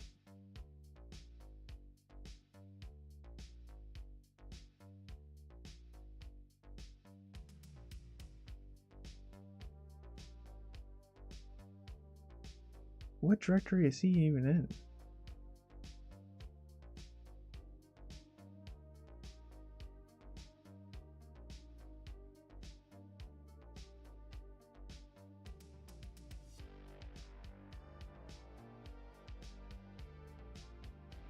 Use a VHD on Windows? Yeah, I would do that if I had a way to transfer it to my Windows box, but I'm not in bridge mode. I have to restart my whole entire VM just to do that. And I'm trying to avoid that, honestly, but it probably would have been faster if I would have just done it.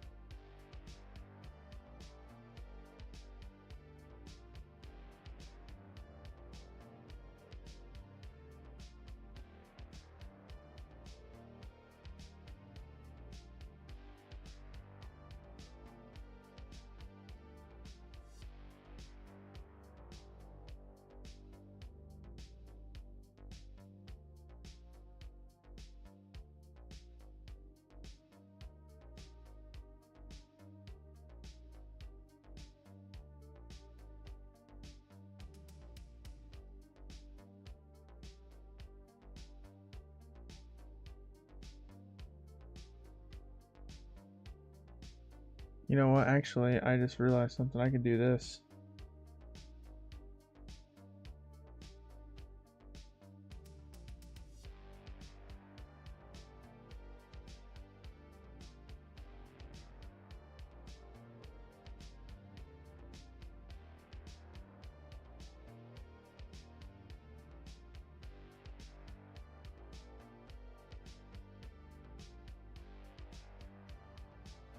If I do, I think I can. There's actually a trick that I learned recently. If we go to our, well, let's move this file to /home/Kali/downloads. What do you mean there's such directory as home Kali downloads? Oh, it's Kali with a lowercase k, that's why. Alright. Now let's open up our downloads folder. Our folder file that we just transferred should have been right here. Okay. So now if I right click copy this, and we'll put this in my downloads folder on my Windows machine. We'll paste. Oh, that didn't. Oh, it says copying. Okay. It's copying from my virtual machine to my host Windows machine. I forgot I learned this trick just recently. Because if you click it and drag and drop it over to like your host Windows machine, it doesn't work. But if you right click copy and then right click paste in your Windows machine, it usually works. And it's working right now. So I wish I'd done this earlier, but I don't know what app do I run this in? I don't understand. How do I mount a VHD file in my Windows system? Do I open it with a special tool? How do I mount this?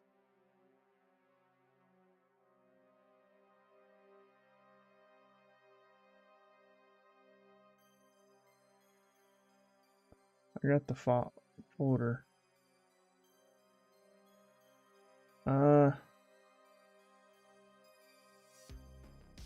VMware? So you're saying it's like make another image or something?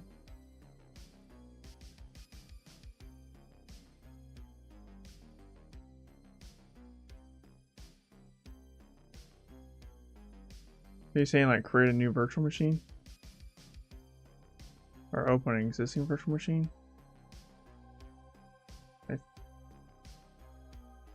Let's see what happens here, I guess. I don't know. No, that's not.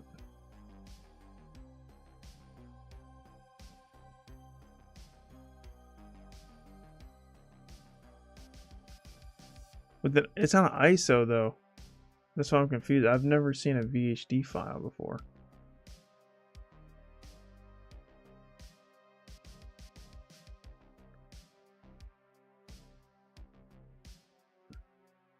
It doesn't let me mount this VHD file.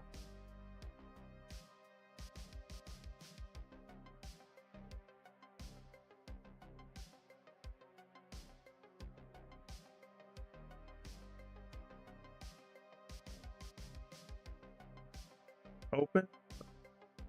Right here? It doesn't let me open it though. It is a VHD is not a supported file format for VMware.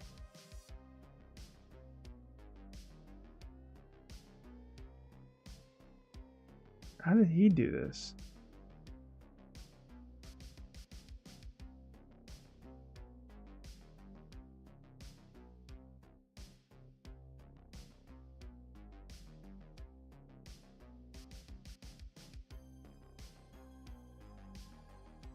Why is he able to just look inside the file?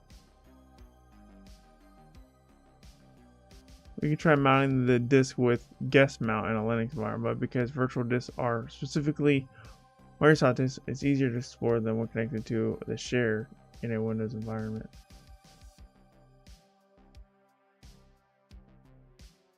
Well,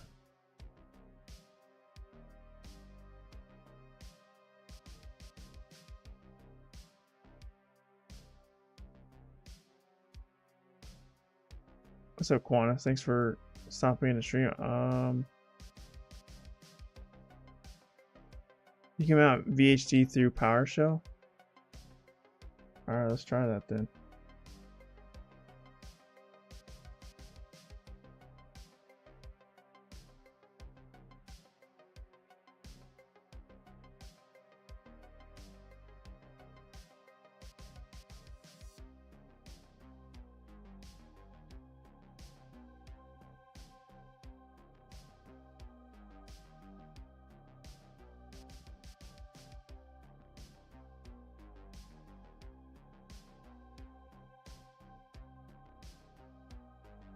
Alright, let's change directory. This is my host Windows system. Let's change directory to c:/users/Kyser/downloads. And there's my image right there. So you're saying mount VHD-path. So not, let me tab autocomplete. Oh, here we go. Yeah, here it is. Path. The term mount is not recognized as the name of a CMD function. Mount VHD is not in PowerShell by default. That didn't work.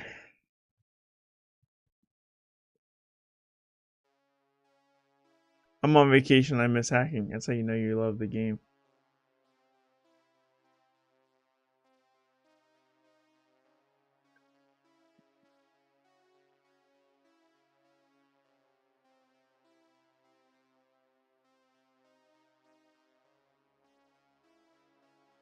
I don't know why mounting this is so hard. I don't know why everyone does it so easily, but then when I try to do it, like I've tried multiple ways now and it doesn't matter. It doesn't seem like what I do,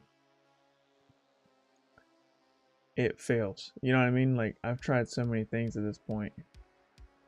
Let's start a new chat with ChatGPT here. Access granted. Q60 Top Mechanics, thanks for subscribing on the YouTube channel. I appreciate you. How do I mount a .vhd file on my Windows 10 system?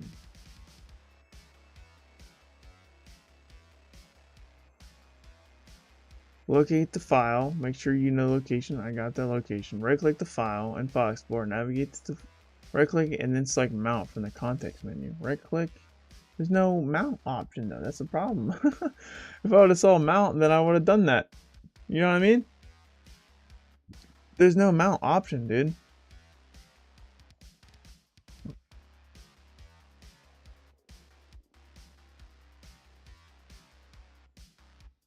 Oh, here it is. If mount doesn't appear. I didn't read that far down. Open disk management. Press Windows plus X, like disk management.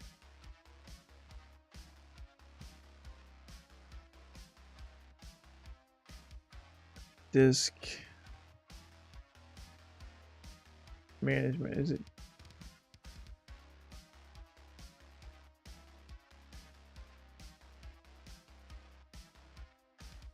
Mount the V in disk management. Right click and action. Click on the action in the top menu. Action. Attach VHD. Oh my gosh. That makes it way easier. I don't know why I didn't try disk management earlier, but there we go. It gives me specifically VHD options here. Oh, look at that. We did it. It's mounted. Oh, we did it, guys.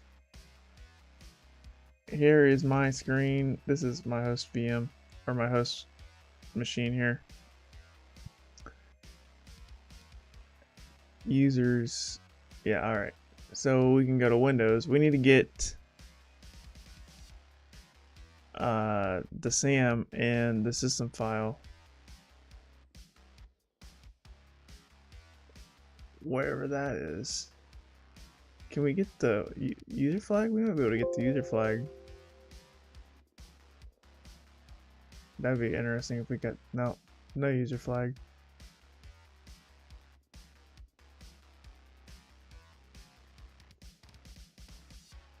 Alright, so I think Windows.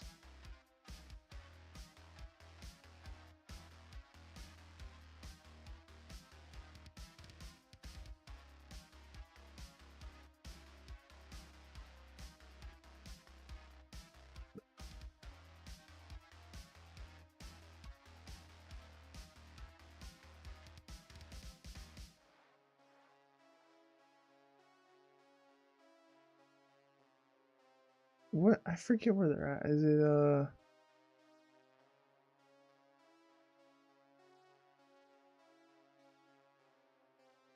look for SAM assistant? That's what I'm doing, but I forget where that's at. It should be in Windows. I thought it was in like System 32, right? Oh, here it is. I don't know why I can't. I'm bugging.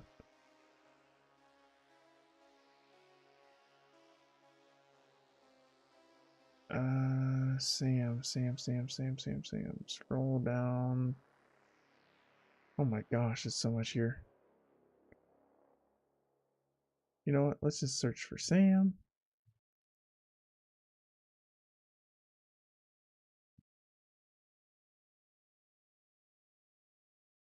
Okay, well that's not one. Is SAM not in here for real?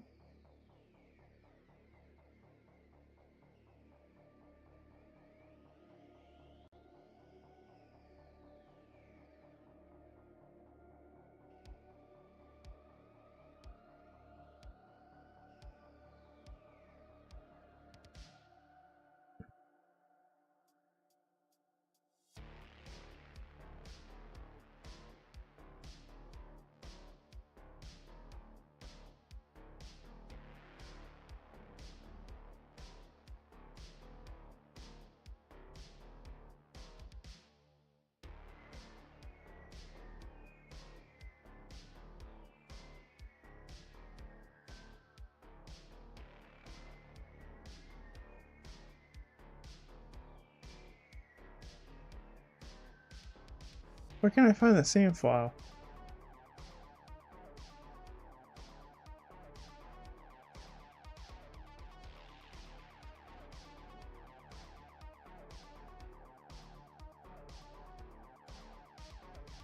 I thought it was in System 32.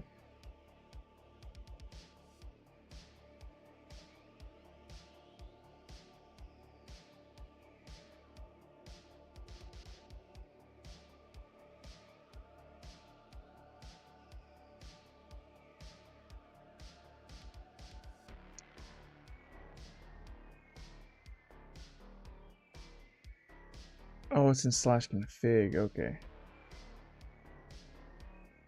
It's in /config. Config.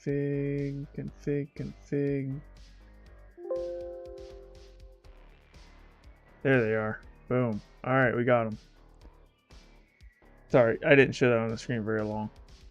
There's SAM and system right here. That's what we need. Now that we have that, we are off to the races.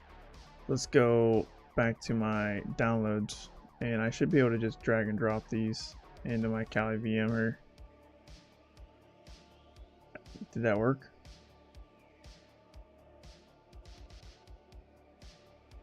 Maybe if I do right click paste. There we go, there's the SAM. So all I'm doing is right clicking, copy, and then on my host Windows host on my other monitor, and then I'm just pasting this over here. So there we go. So there we got the SAM and security. That's not what I wanted. I wanted system. I don't want security. I want system. There we go. All right, perfect. Matter of fact, we actually want to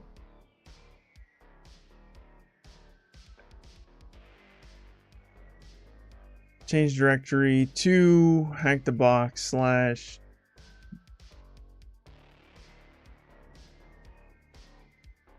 Bastion. You know, the write-up didn't even help me. I checked the write-up to learn how to get SAM and system. I'm not SAM and system, but how to mount that, and none of those helped me. I had to figure out how to mount that up myself. And the way I did it was actually the easiest way. So I think we found an easier way than the write-up, to be honest with you. It just took me a long time to figure that out. But now that we know it, it literally was not at all that hard once I figured out how to do it. But figuring out how to do it was really, really hard.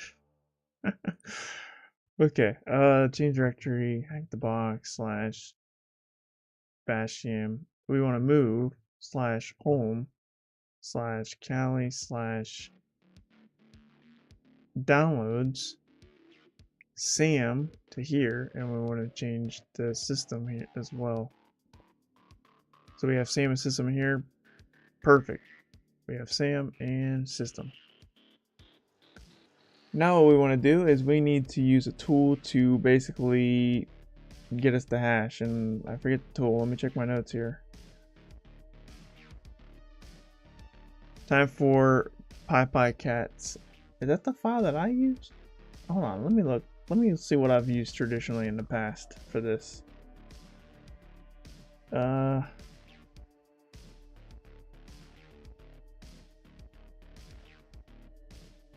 I've always used Impacket secret dumps. I've always done this right here. And this one's always works for me. So it's Impacket secrets dump -SAM, then the SAM file is obviously SAM. System file is a system file, and then local, which means it just puts it here on my local machine. Push enter on this. And we have hashes, dude! We got hashes! We did it! Ah, I freaking love this stuff. It gets frustrating sometimes, but then when you do it, you're like, ugh! It's the best. We got hashes, baby. Now we can just patch the hash and log in as the administrator. Ideally. Or maybe this user here. But yes, dude, that's perfect. Let's come up, copy this, and put this into our notes.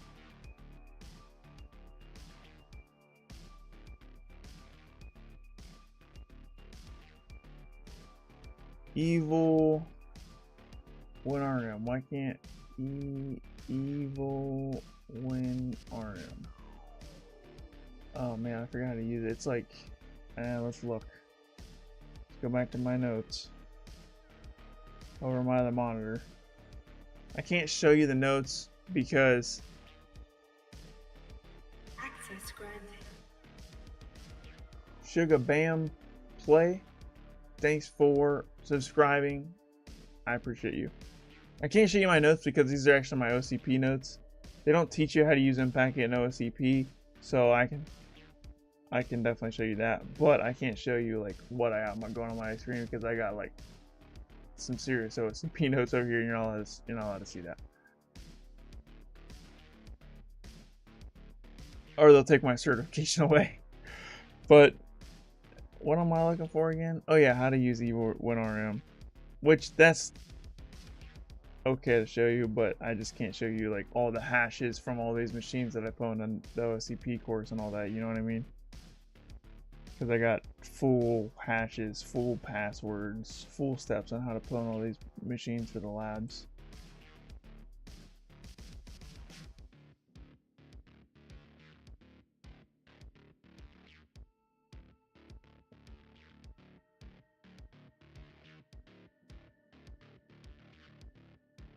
Alright, so it's -I, and then it's IP address. What's up, Cypher? Welcome to the stream. Thanks for stopping in. Glad to see you here.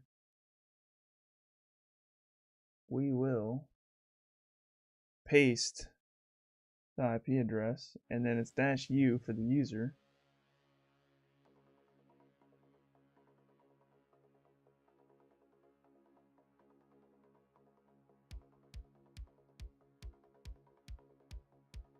And then it's -H for the hash. So we're just going to pass the hash here, and we're going to log in this way.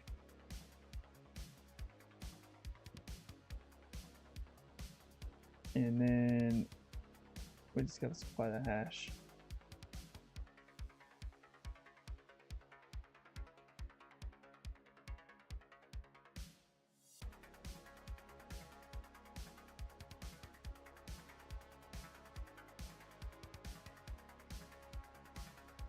You said admin hash is empty? It doesn't look empty to me. Why do you think it's empty?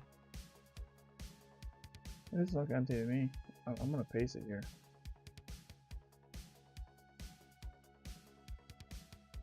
I doubt this works, but I'm going straight to administrator like this, but invalid hash format? You might be right. Let's try the other user's hash. I mean, it looked like a hash to me. I don't see what it is. What it is. That's probably, yeah. We're not supposed to go straight to administrator anyway, so we'll paste this other hash here, which it looks like it's the same hash. No, it's not. It's not the same hash. The user is L4MPJE. Can we just pass the hash and log in? I guess we can't. Well, can we crack this? Let's try cracking it.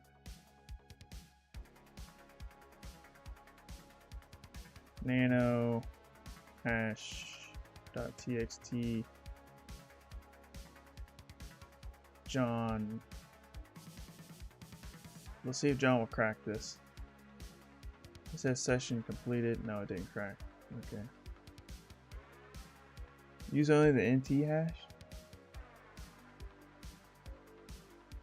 Oh, you're right. I am. Oh my gosh.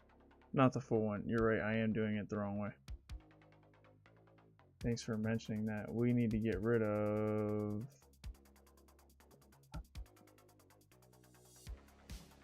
this first part. You're right about that. Yep, you're right. That's why it says invalid hash. We're gonna pass a hash. Let's see if this works. This should work.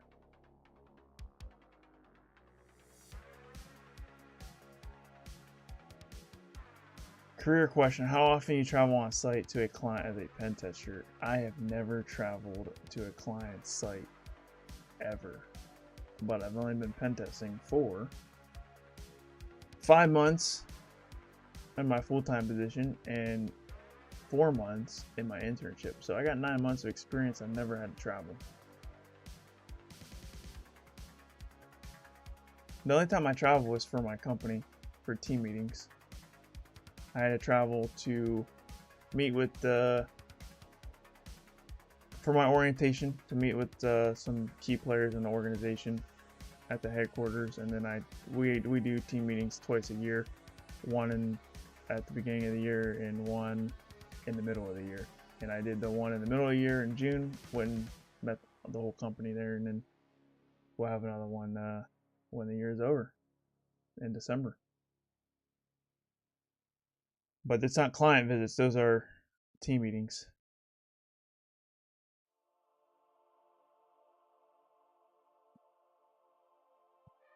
I'm also gonna travel to a conference too, which is pretty cool.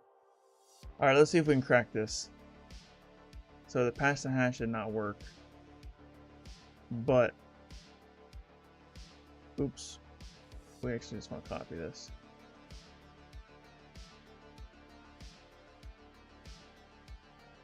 Let's see if this will crack.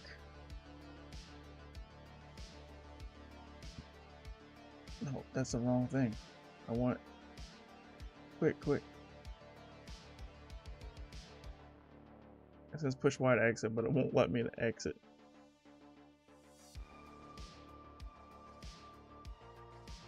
I want this command right here.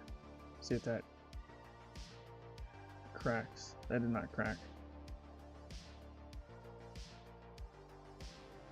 Is it allowed generally to work remote for a foreign company while in a foreign country? It depends on the company. Some companies are absolutely okay with that. Some companies tend to not do that, especially if it's a government related position. So it really just depends on the company. It does happen. It absolutely does happen. We had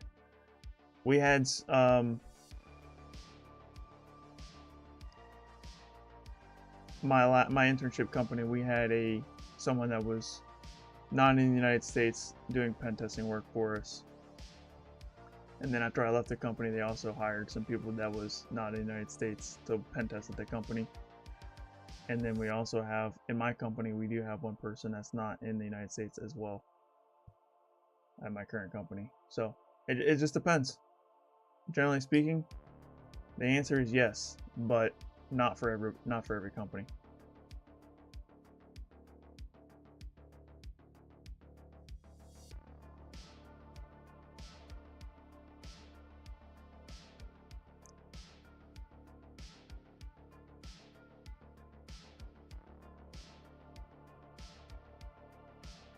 Why can't I crack this hash? Let's try to log in as the administrator with this hash. That's why I kept getting invalid format. I forgot you had to supply just the last part.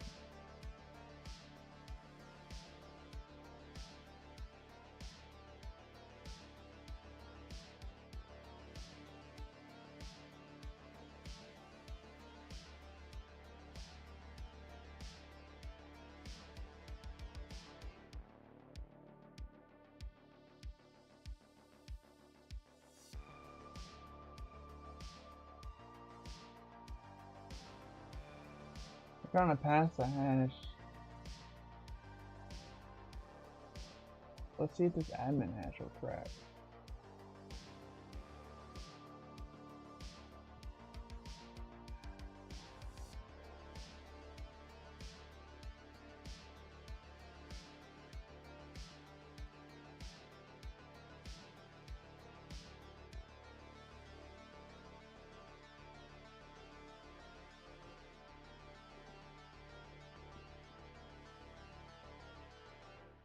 John Ripper is not liking me right now. Let's try this.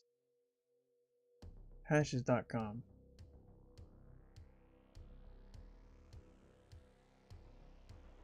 Y3ACJH.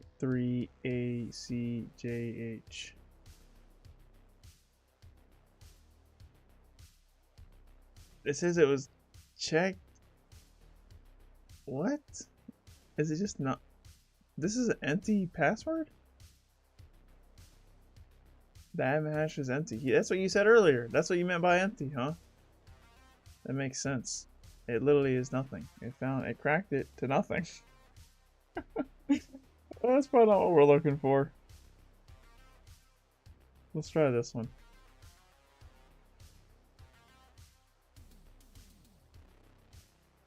CGQ5KV. Let's try this one. Hey, we got one. We got a password. Bureau lamp. Why did John not work on that? That's unfortunate. All right. Well, we got a password here for the L4MPJE user. We can probably just use evilwinrm and log right in with this. Instead of specifying a hash here, we'll just put the password and that should work. I don't know if it's lowercase p. Oh, it's lowercase p. It's not uppercase p. Let's try that again. Lowercase p. Bureau lamp JE.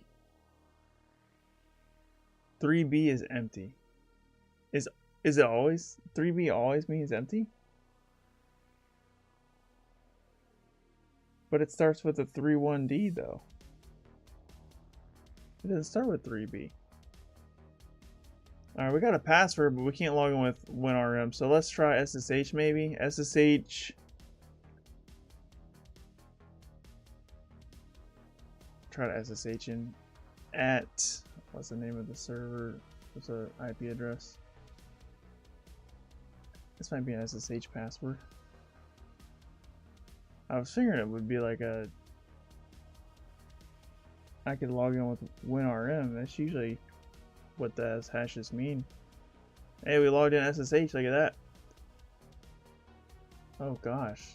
Oh, we can't do ls because it's Windows. Change directory to... We logged in successfully though. Not downloads. Desktop. And dir. Type user.txt. Whew, man, that took forever. That took us 2.5 hours just to get the user flag. That was a tough user flag. Man. It shouldn't have been that tough. It really wasn't. It really wasn't a tough user flag. It's just I didn't know how to mount that thing. So I would say this is an easy. It took me long, but it's still easy nonetheless. It didn't have a lot of steps. It was kind of straightforward. It's just me being dumb. It took me that long. Still easy. All right, now we gotta figure out how to escalate our privileges. So let's change directory to C:/ I don't know. Change directory backups. That's exactly where we was before. So we already have all those files. So change directory back. Change directory users. Change directory public. Change directory. There's no public desktop. Change directory documents. See if there's anything here. Usually there's not.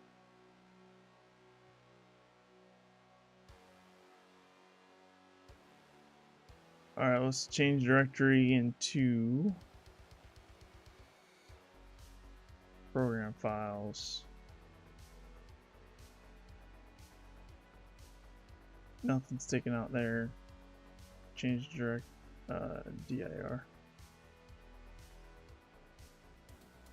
Change directory program files x86. See what's in here. M remote ng, that looks interesting. It's going to be an exploitable service. Change directory m remote ng.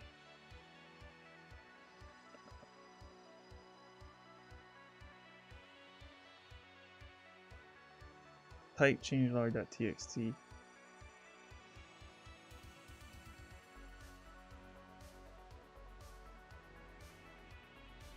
Oh gosh, there's a lot of information here. We have version numbers though, look at that. So that's pretty cool. We got version numbers for this.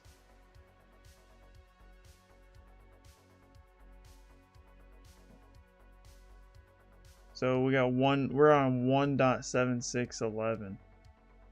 What's the name of this? Remote ng. Let's see if there's an exploit for this.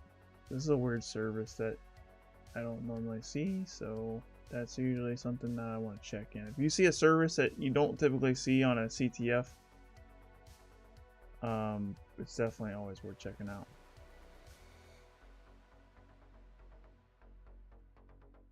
Remote code execution or exploit for privilege escalation.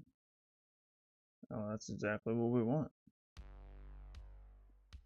17620. That's the version number we just had. I found this right off the rip. 1.76.11. Well, we're below 2.0. What is this? Thanks for reporting. Unfortunately, I was unable to reproduce permissions with my.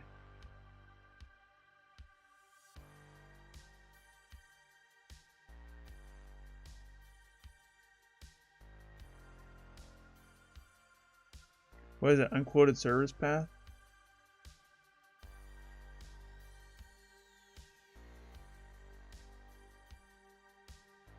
Am I winning? I think so.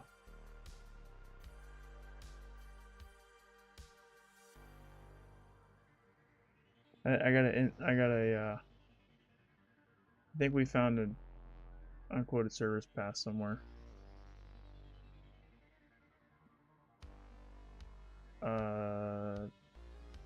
Somewhere right here maybe.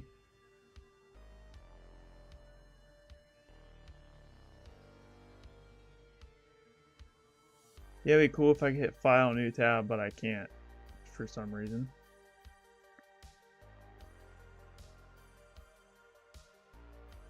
I can't hit file new tab. That's wild, dude. I can't make any more tabs. What was I gonna do? Search, exploit. I have to spell that right. Search, exploit for what's this thing called? Remote ng copy selection. Clear text storage of sensitive information in memory. 177.3. Clear text storage of sensitive information in memory.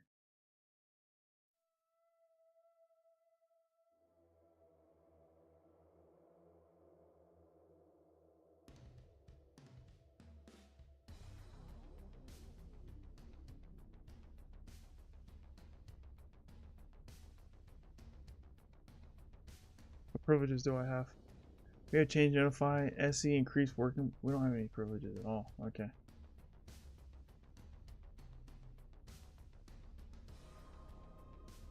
It looks like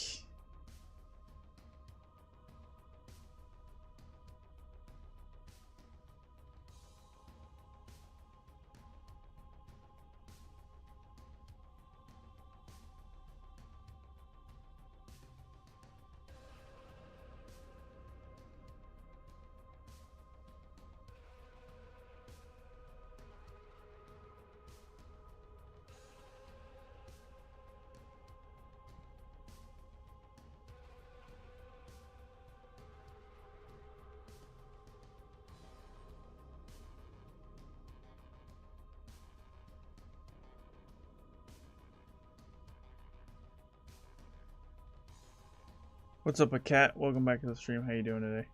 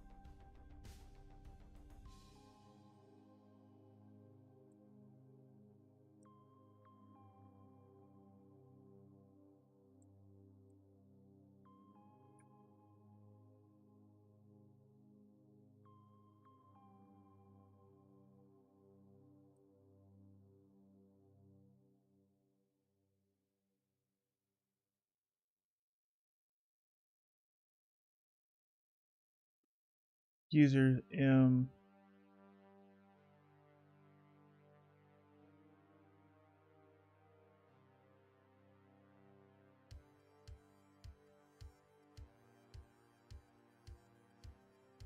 So if we get modify, I think we found a vulnerability. If we got m, code in users, read and execute. No, we don't have modify. Dang.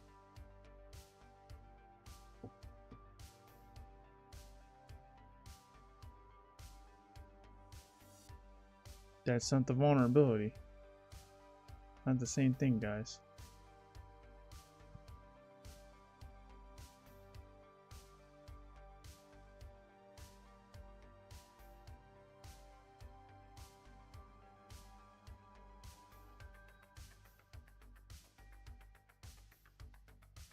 Let's see if we can get the clear text storage of sensitive information. That would be pretty interesting. We can get some sensitive info out of the remote NG. It's a box.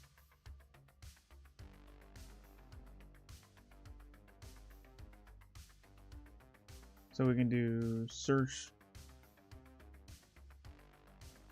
exploit -m.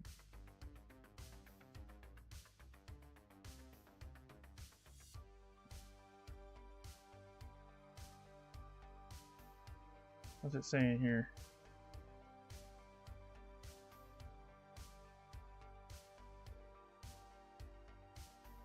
Version 1773 or less.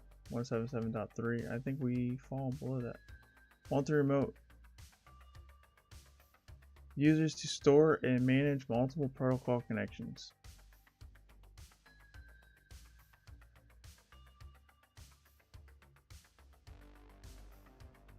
How do I compile this though?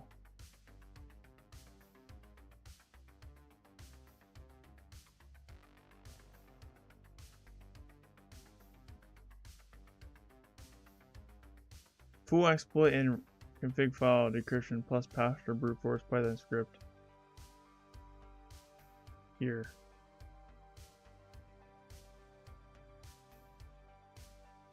Let's go there and see what this is. Password dumper. Does this thing have Python on it though?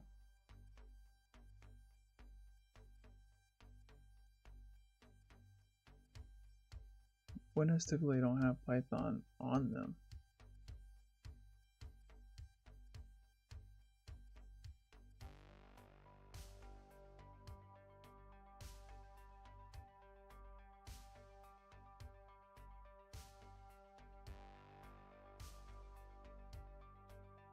I don't know why I can't go back.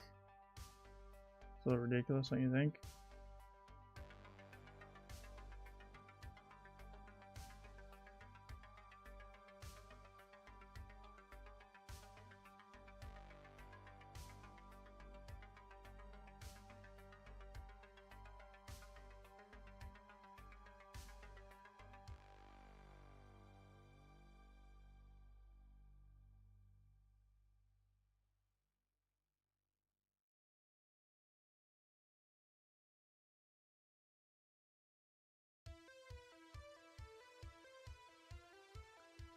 In remote ng dumper.exe. Do I have Python on this machine?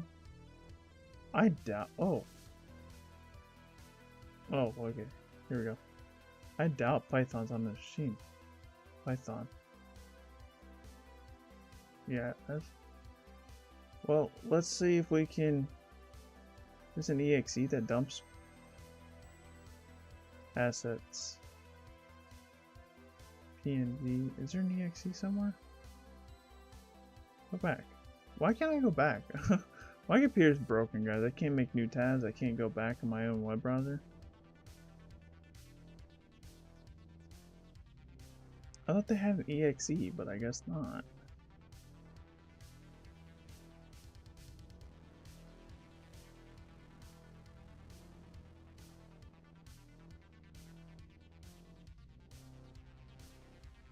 Here's release. we see an exe in here? Oh, here we go.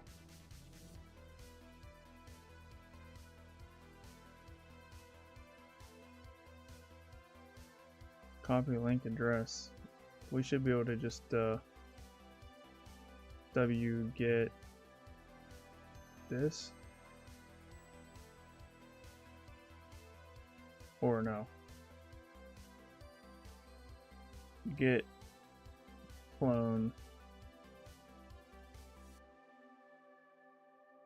I hope I did that right.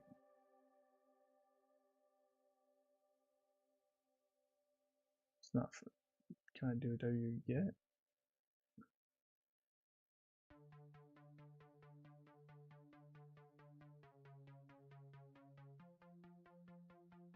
I do have a remote ngdumper.exe, but did it download correctly?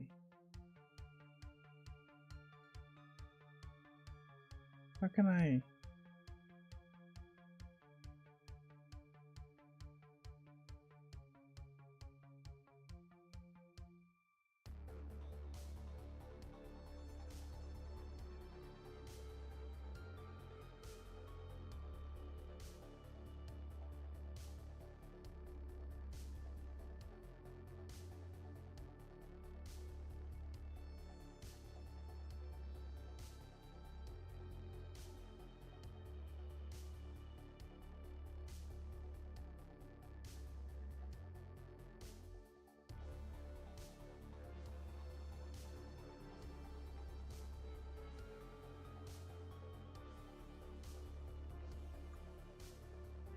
What's the size of this file? 297.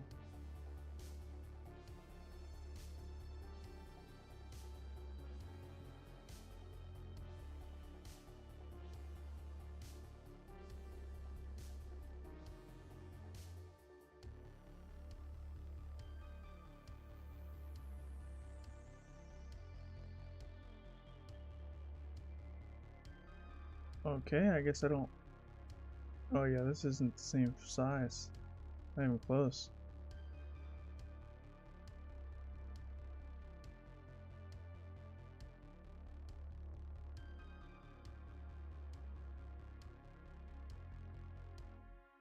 Has the channel monetized?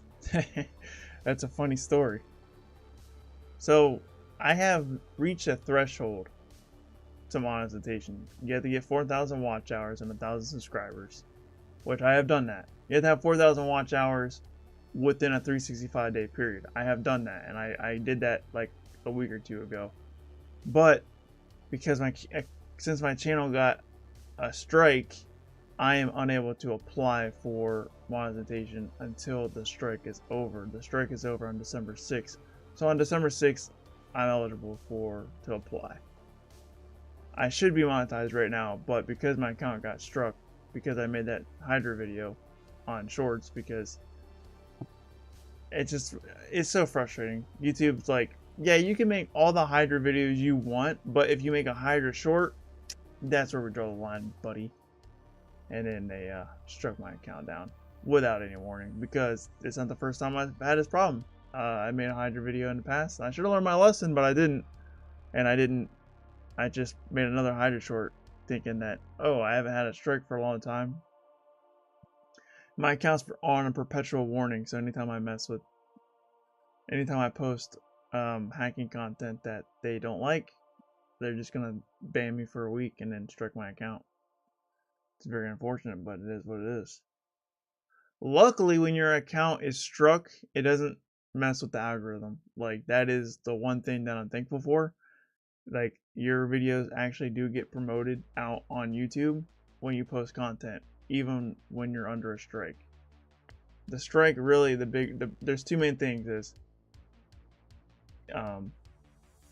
yeah, I couldn't post for a week, but I waited my week-long period and I can now post. But now the thing is, I can I'm in hot water. Like, if I post inappropriate content again, well, not inappropriate, it's harmful or dangerous content is what they classify it as, because I'm teaching people how to break into systems, and that's against their terms of service. So if I don't put the right disclosures in place, then they'll absolutely give me another strike. And if that happens, then they'll ban me from uploading for 2 weeks, and then I think it takes like a half a year. So I gotta really be careful with what I post on YouTube. Which typically, it's okay. It's just short content, you can't post hacking in shorts. It's like, I feel like they have two different kinds of moderators on shorts and on YouTube. Because I was like, I told, because I'm partnered, I'm part of the YouTube partner program, because once you get 3,000 watch hours, you get partnered. And I applied for it and I got it.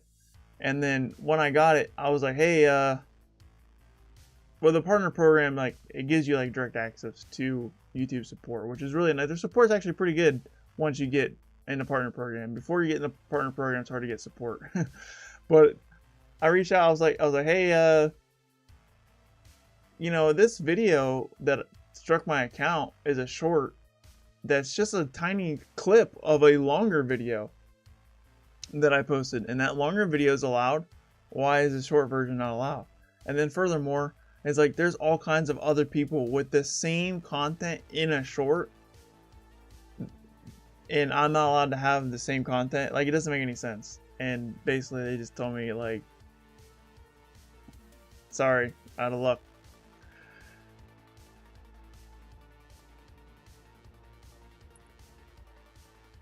But overall, it's just a problem that my YouTube channel is going to have for life. I'm literally under a warning for life. There's no way to get around it. So I have to, like, if I mess up one time, boom, can't upload for a week.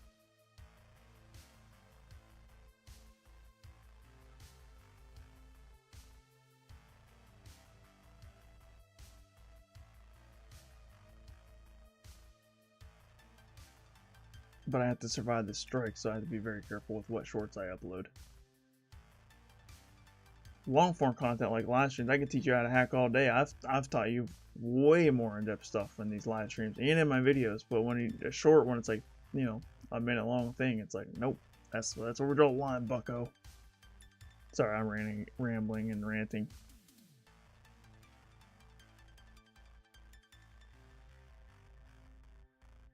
We want to transfer this right here to the target machine.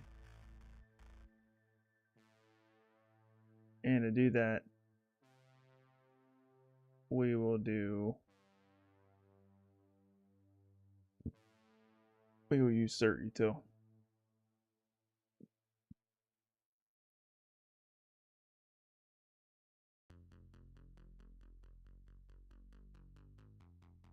My IP address is 10.10.16.25, and we are transferring this.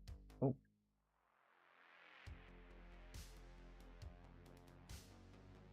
so we need this command right here. So we will copy this, and we will paste it. Well, let's go to. We'll just put it here. Screw it.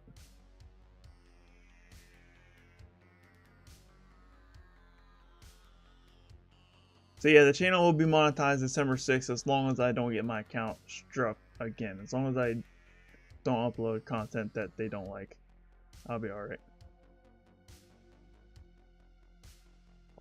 It's only the technical content. So I basically, you will never see me post another Flipper Zero on shorts ever again, because that's also got me in hot water. And you'll never see me post another video of my terminal on shorts again either.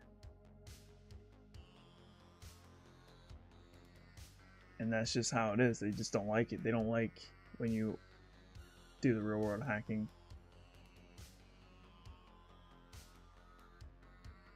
Stuff.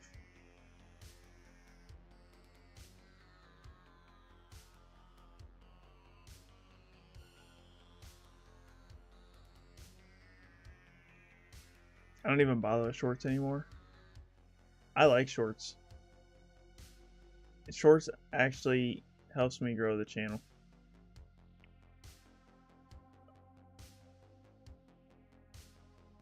The majority of shorts viewers don't turn into long form viewers, but I would say, like, yeah, I looked at my stats the other day. 23% of my viewers watch shorts and longs. That's a lot. That's a lot. So there is a small percentage of people turning from short viewers into long form viewers, which is good. That's the point of the shorts for me. Post a video about YouTube hacking. Hey guys, welcome back to the channel. This is how you hack YouTube. Start a video. I'm gonna hack YouTube and I don't care what they say. Dude, I don't know why this isn't working. Access is denied. Well, that's... Alright, let's do change directory C:/temp. Well, change directory C:/temp. Why can't I change directory C:/? I wish I could use this computer, dude. It's frozen. Oh gosh, this is driving me nuts. To be honest, I do not like shorts, but I watch them to support your work. Oh, I appreciate it.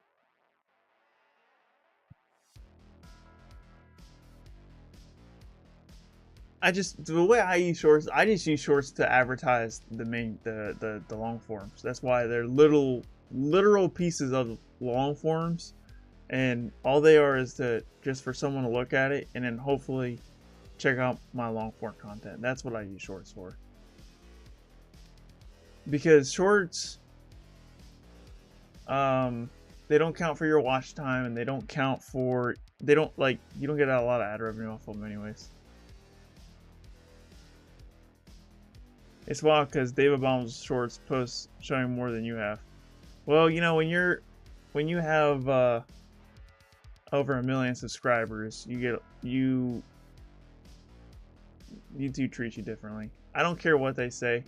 YouTube say they support small creators, but they definitely, and I mean without a shadow of doubt in my mind, favor the large creators over the small creators. Like, they say they support small creators, and they do. But they definitely favor the big ones more than the small ones. You know what I mean?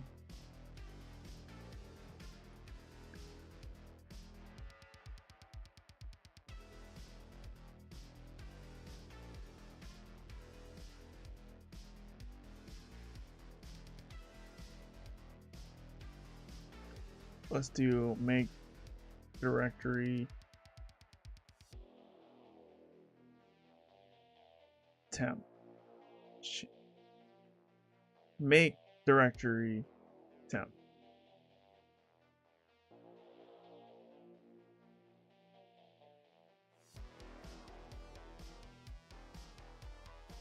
Yeah, exactly. If you're making tons of revenue for YouTube, they'll let you get away with more things. That's factual.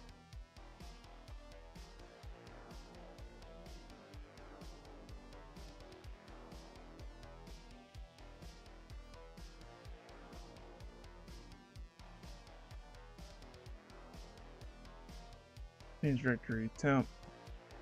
We want to run this command again here and see if this works. Access is denied. Man, what the heck?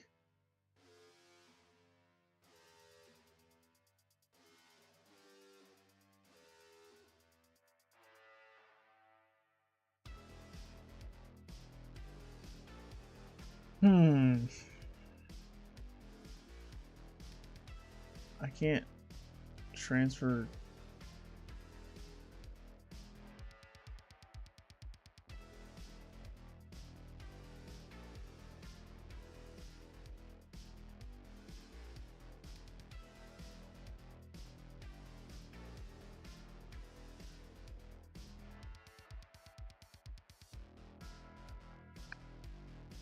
Can I transfer into my own desktop? If I can't transfer into my own desktop, then what the heck? I can't transfer files to my own desktop. I guess it's, yeah, Security is broken. Well, it's blocked. So we gotta figure out a way to transfer files another way.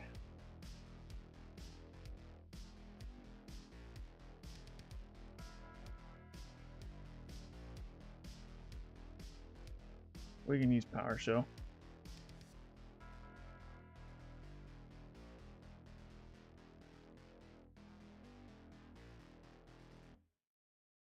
we can transfer stuff with PowerShell.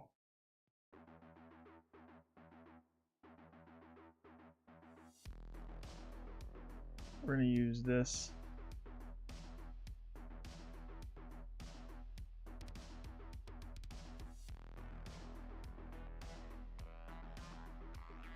Command here.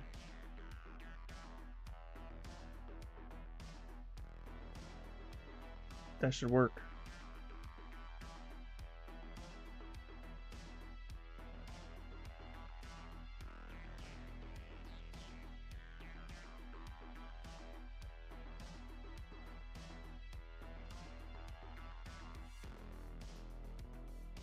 Download string with one argument. Could not find a part to pass. C.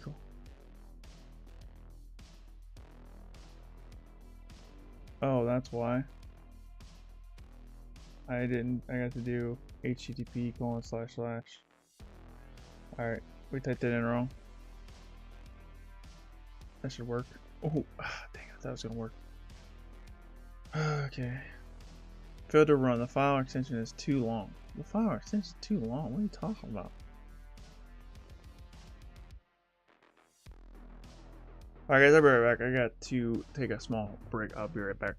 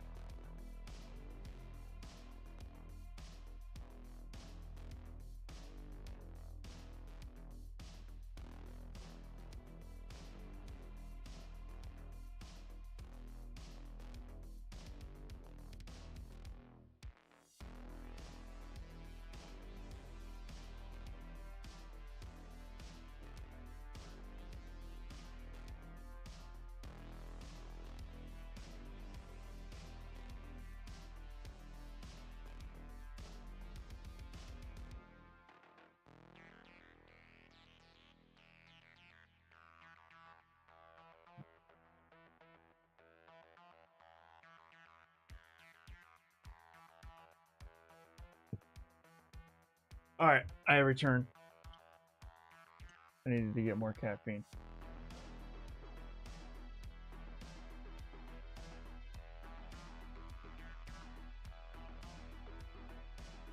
I had 2 Mountain Dews here.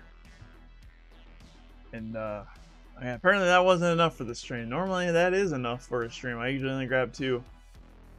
But today we gotta have 3.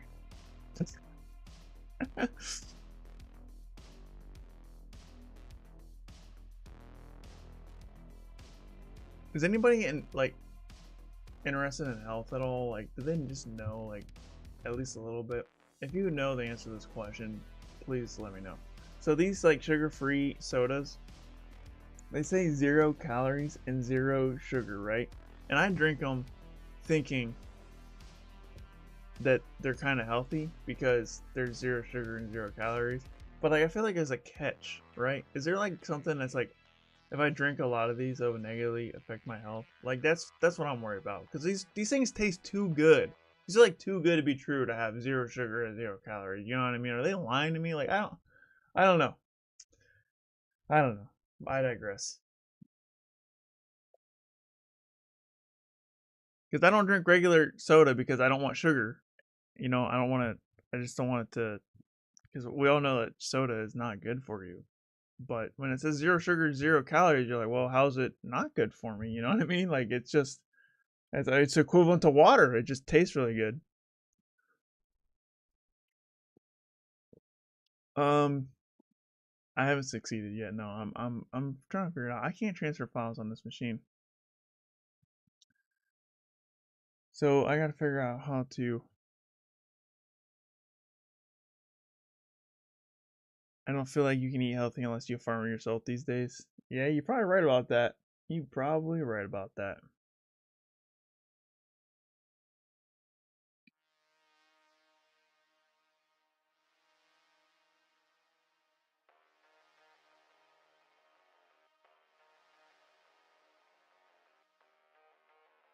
Let's see if that works. Oh, that did not work. Okay. Well, can I clear out the terminal? I can. Nice. I don't know what to do. I can't transfer files here, guys. I'm stuck.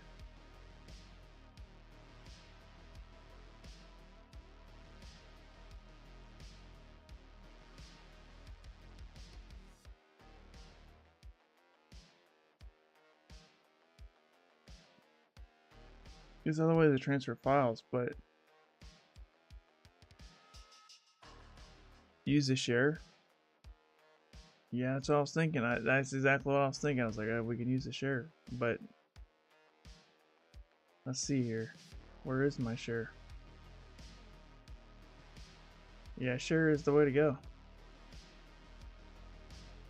Am I still logged into this thing? I am not, but we can make it so very quickly. Look at this. Whack!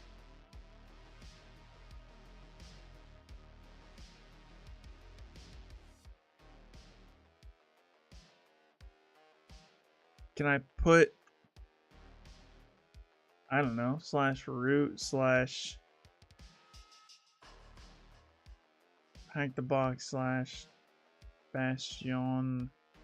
Send me this file that I want.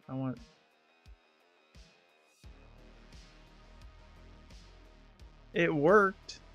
It just says permission denied. Look, I have 2 things in my logs. Oh, maybe it worked. Oh, no, it definitely didn't.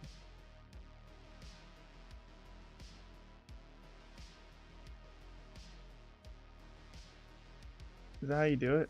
Operating remote file. Not found? What do you mean not found?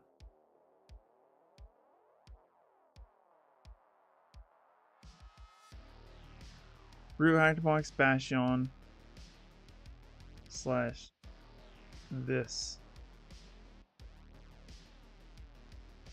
How's it not found?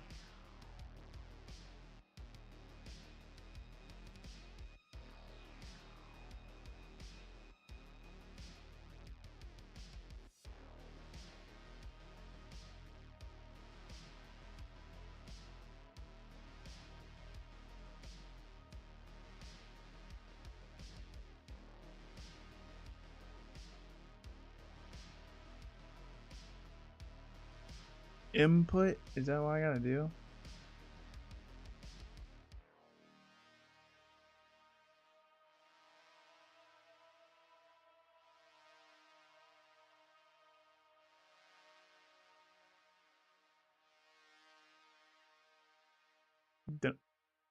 Get. Oh, put's here. Why can't I put a file?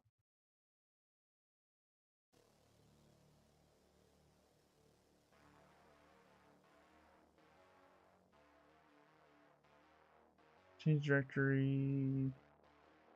Hack the box. Bastion.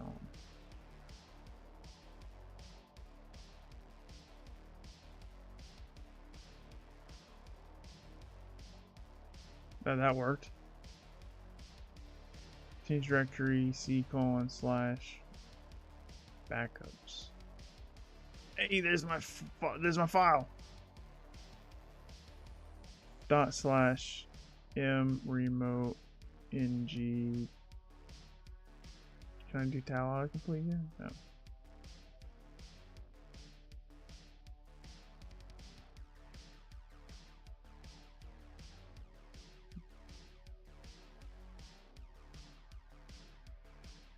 This version is not compatible with the version what is you're running.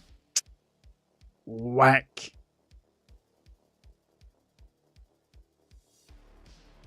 Well, let's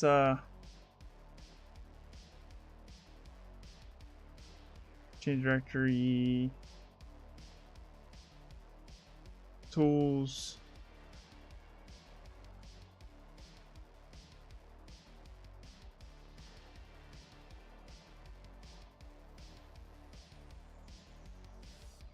let's put WinPs on there.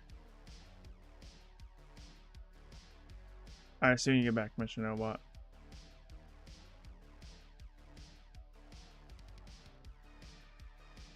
Alright, we should have WinPs on here now.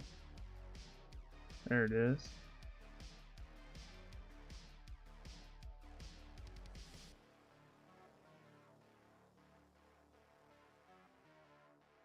Not WinPs. WinPs. Well, WinPs is working, so that's good. Look at him. Look how cute he is. He got a P, you know. He's a cute little guy. Always makes me happy.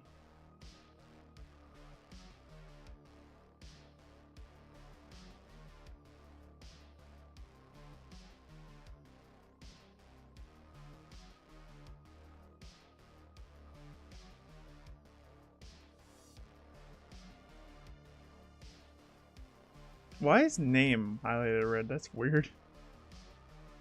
Host name. We already knew all that. Username system. Lapse not installed.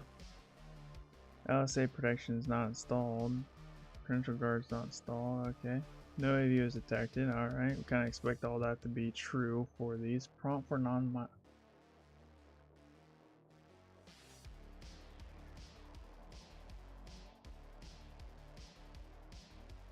We got a PowerShell history file.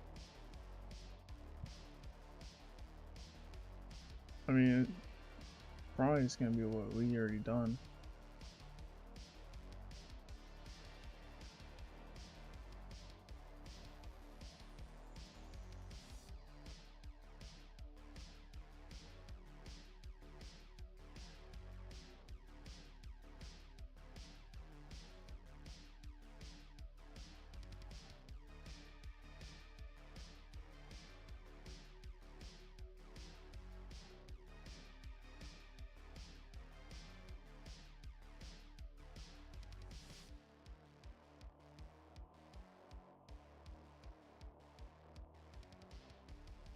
Vulnerable leak handlers. All access owner. Okay, that's cool.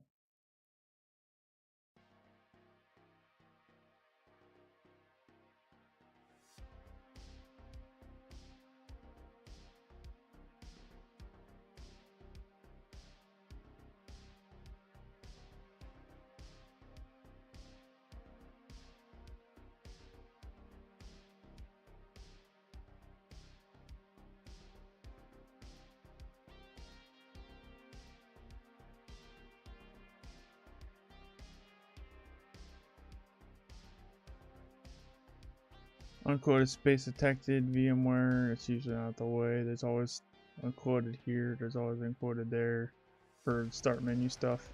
Path injection.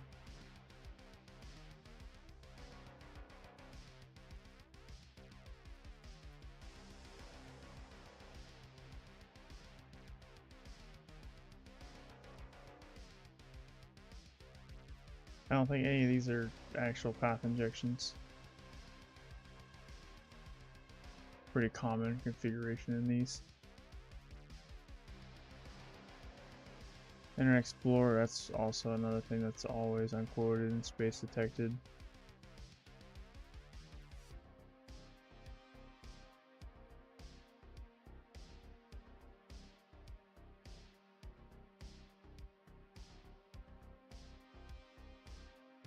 Path injection. What's this?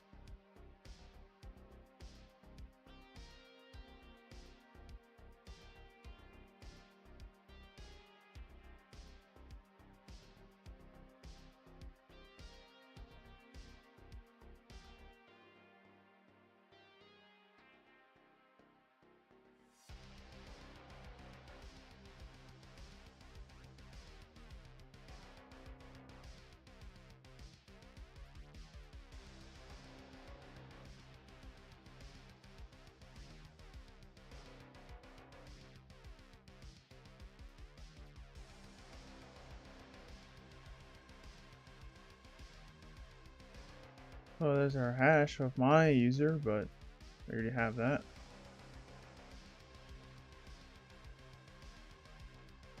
What's this?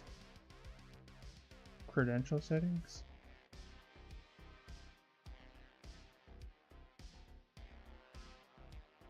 That's interesting.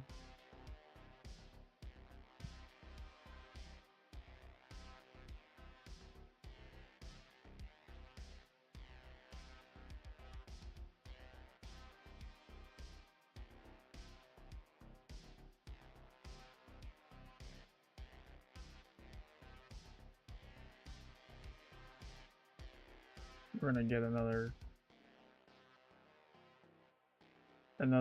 session going on here.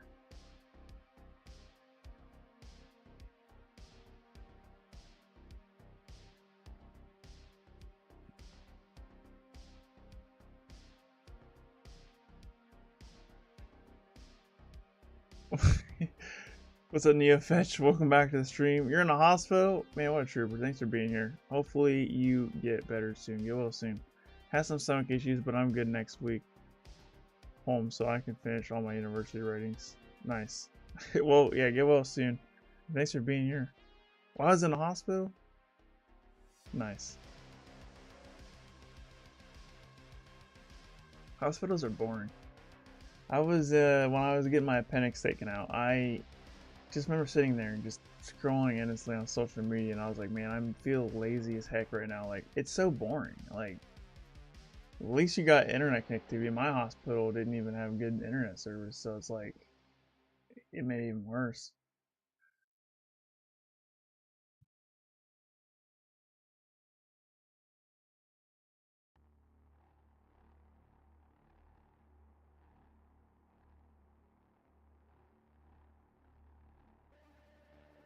Let's go back to our One Piece.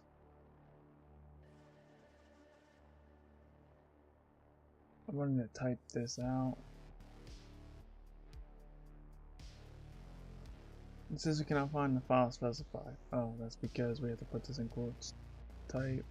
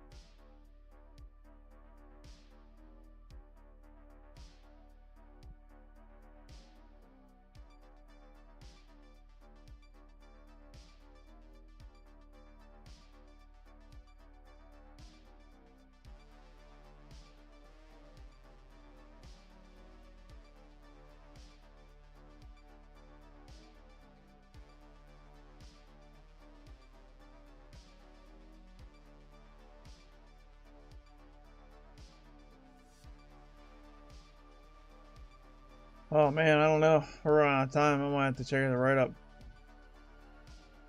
for privilege escalation. I feel like it has something to do with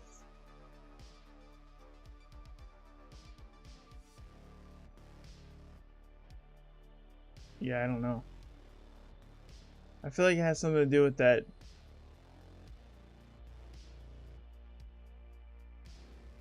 whatever that this thing. Remote ng. But I'm not seeing it. I tried to do this password dumper, but that didn't work.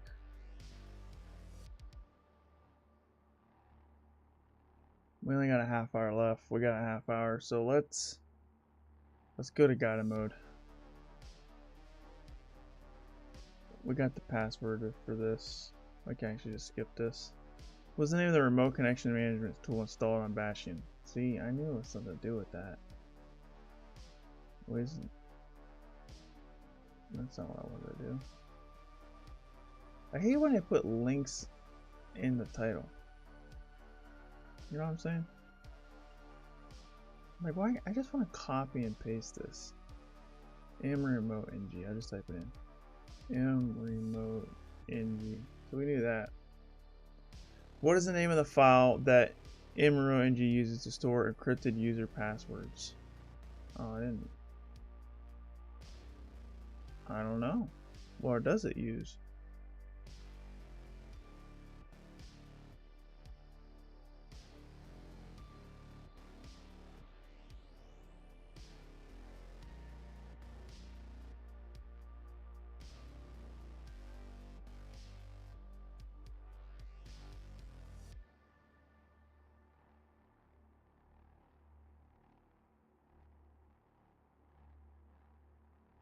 There might be configure.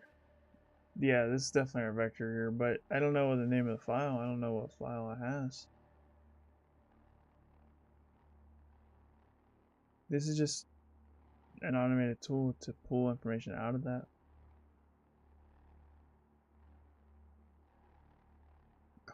Cons.xml.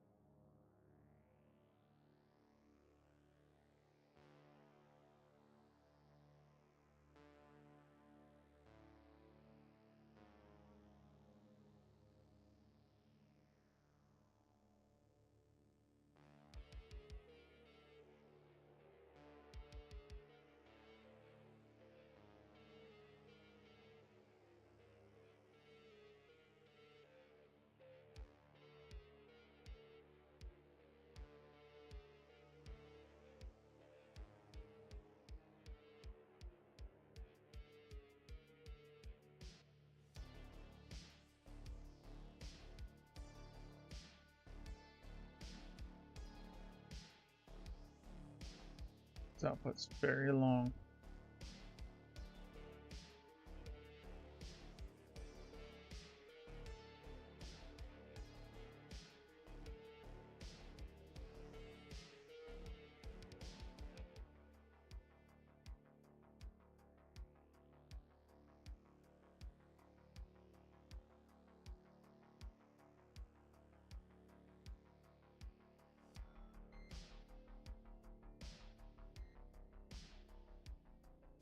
Man, it'd be nice if I could hit back my browser, man. That would be really cool. In remote.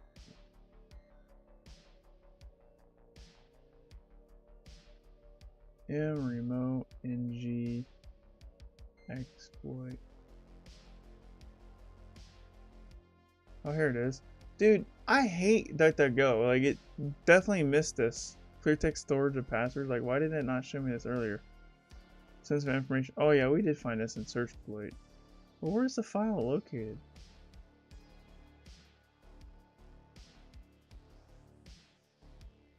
It doesn't tell me where it's located at, though. That's the problem. And it's like, I wish I could use these tools. They build these tools to run, but I can't get on the run. It should be under app data roaming. For real? Oh yeah, there it is. Conf.xml.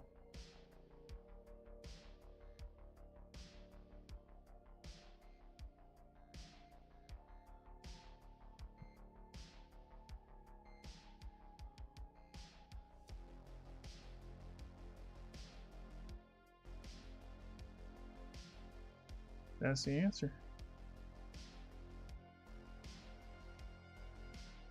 What's the administrator password? Now we just gotta figure out how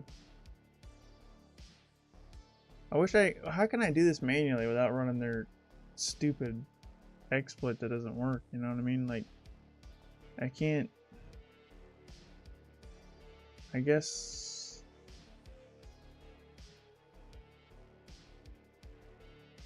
Wish I could hit back my browser. It's kind of ridiculous that I can't do that.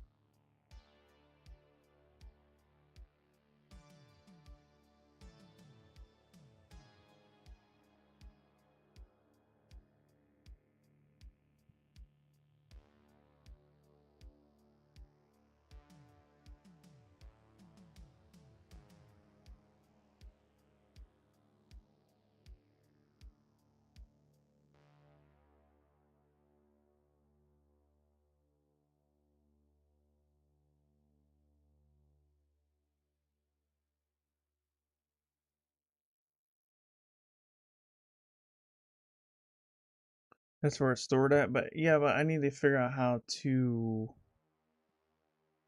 Do you just read it?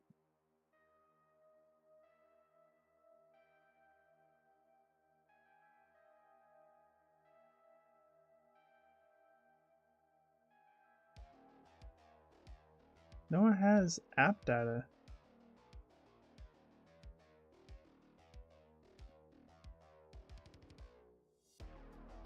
It doesn't say roaming in the code at all. It just says comps.con. You know what I mean? I'm trying to figure out how do you figure that out? Like, how do you know it's in roaming?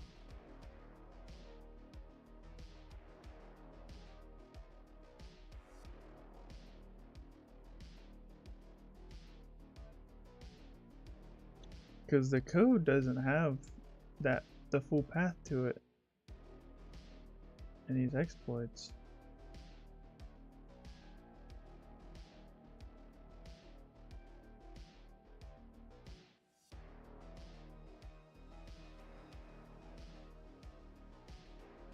It does say it.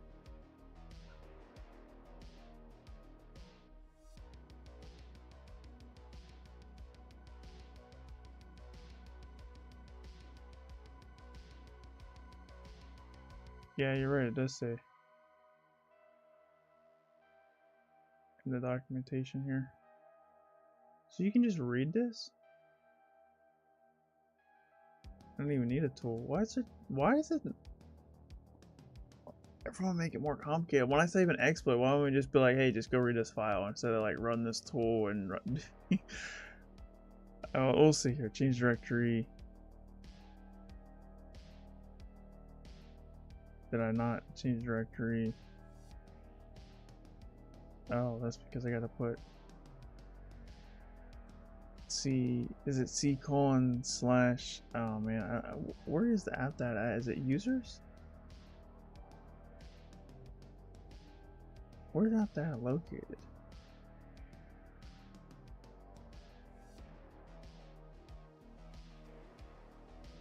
I forget. It's like, isn't it users, right?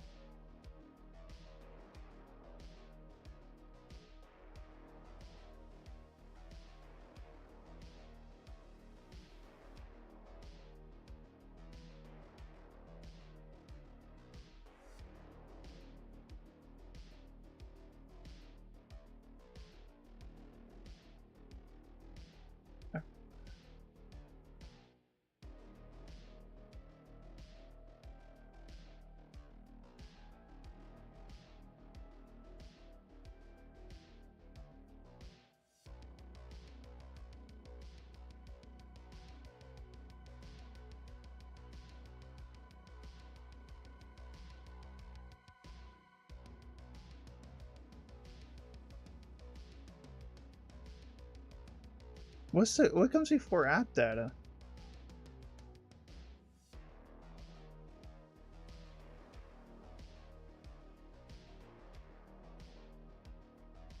I forget. Is it the user?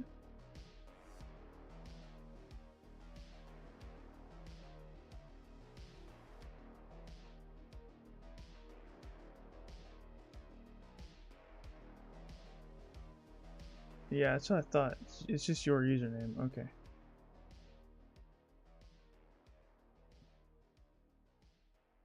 So if we delete my username, I should be able to see it if I put Access granted. this user here. Slopshot0025, thanks for subscribing on the YouTube channel. I appreciate you.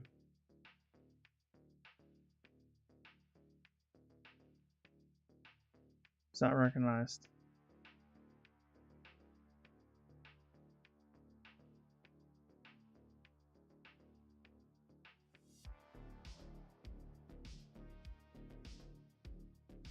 Is it an administrator?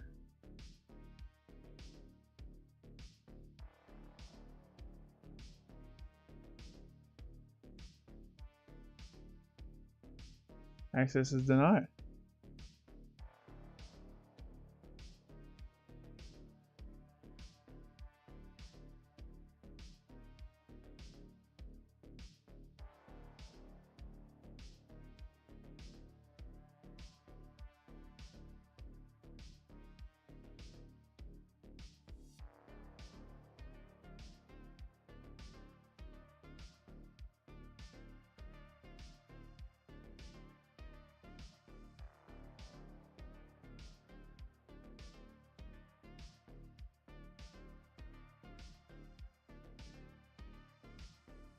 Huh, yeah, I don't know. I don't know where the file is.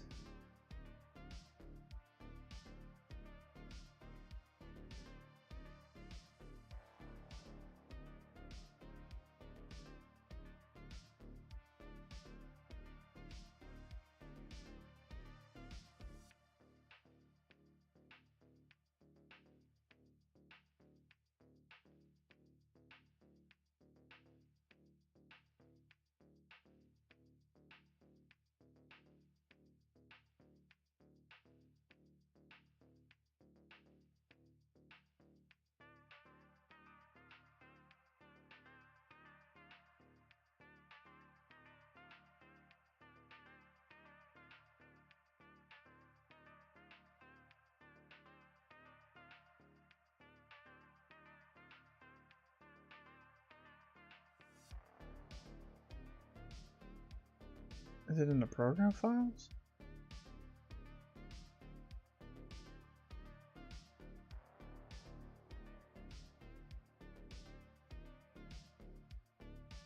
Isn't that what I typed in?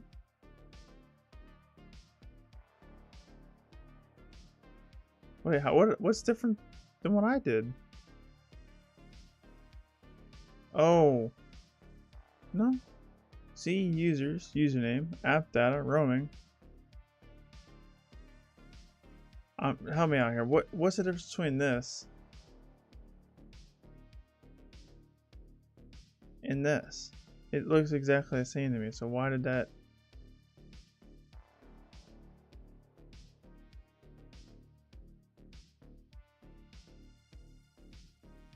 I'm not entirely sure what's different. I don't know why it worked the first time.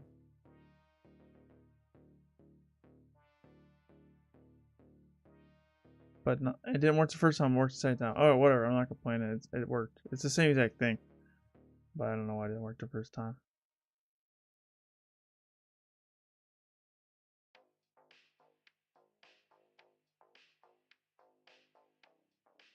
Is there a hash in here?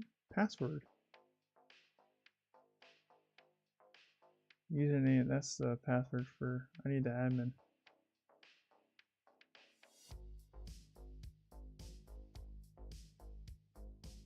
Administrator. Password. This is base 64 encoded. It looks like.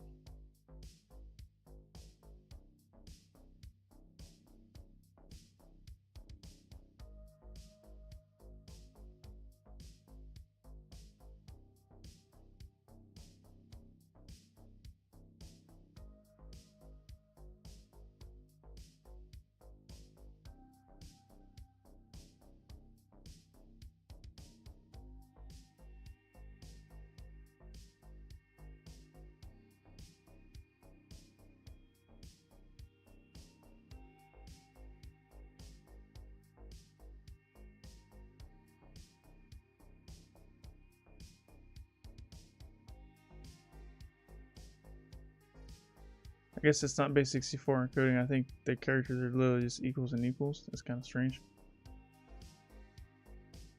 We will grab this.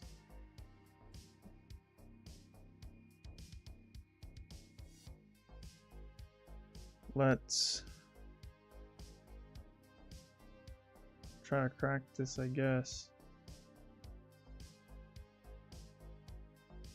Nano, no. Change directory, hack the box, slash.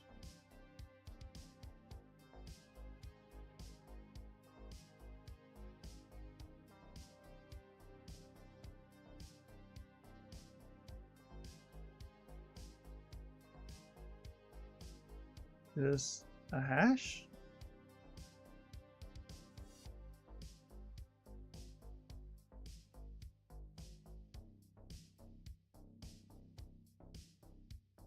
That didn't work. Back over to guide mode. Is this saying it's encrypted user password? This is encrypted. We gotta crack it.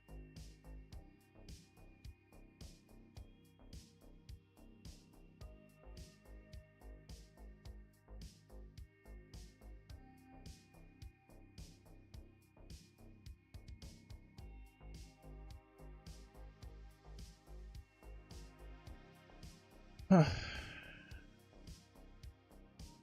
even identify the hash.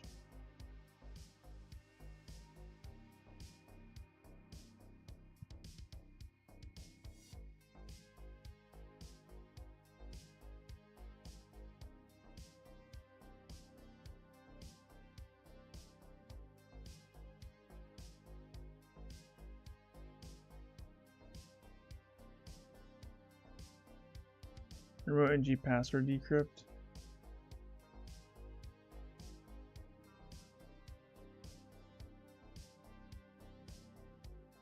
Oh, it just takes a whole entire config usage.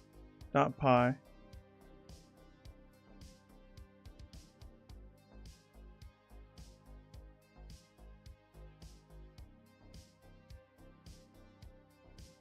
It just takes an entire file.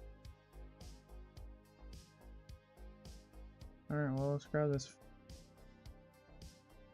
this Python here and see if this works.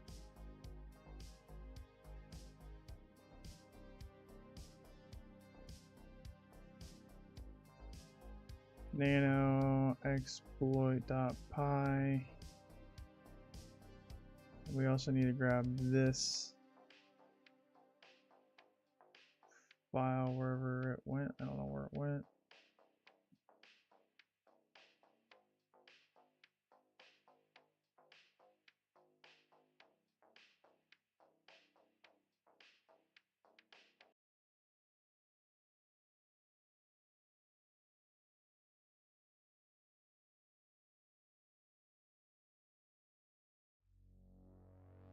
Nano cons.xml. Paste this, Control X, Y, enter, and then we will do exploit Python 3 exploit.py and then conf.cons.xml. Oh gosh. Well, let's try this. Maybe we shouldn't copy and paste it. What if we move conf cons, no, copy conf cons.xml to c:/backups. One file copied. Cool. Now we should be able to go to the backups and see a conf cons. There it is. So if we get conf cons.xml,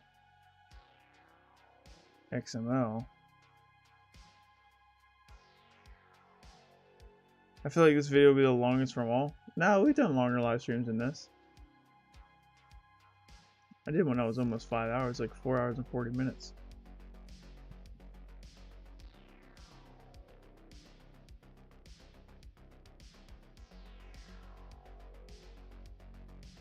Move root / tools / confcons to here. So cat confcons, there it is. Exploit. We'll just run that exploit again. Oh, there we go. That worked. Yeah, if copy and pasting it did not work. However, transferring the real file over worked. So we have a administrator password of this. So we should be able to just SSH. Where is my SSH?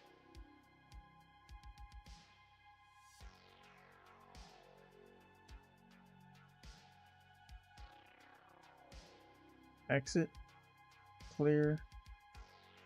So we will SSH as administrator and type in that password that we just got, and there we go.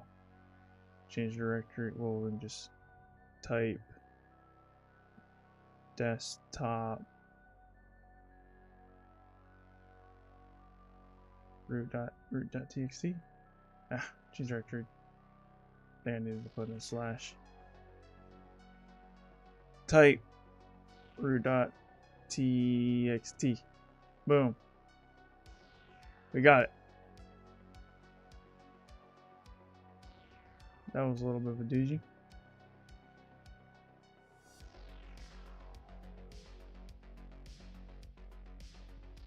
I'm out of Google because the fact that I type in exploit, it's like, hey, run all these codes, when it literally as simple as go get confcons and then grab this guy's code.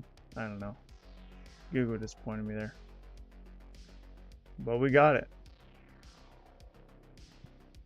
I would say this is an easy box for sure. I just wasn't looking in the right places for a while. Alright, well, unfortunately we don't have time for another box that took almost 4 hours. 3 hours and 49 minutes to get Bastion.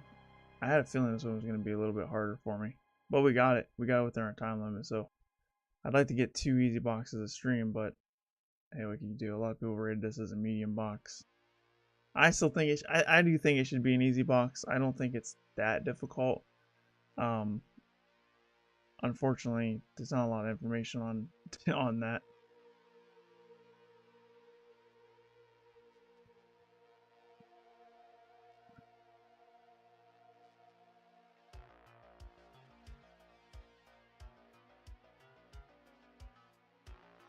Someone typed in the LinkedIn chat and it just pops up as a LinkedIn user, and I don't know who you are. You said, hey, let me see who you are. Let me go to the LinkedIn chat real quick. Sometimes it does that for me.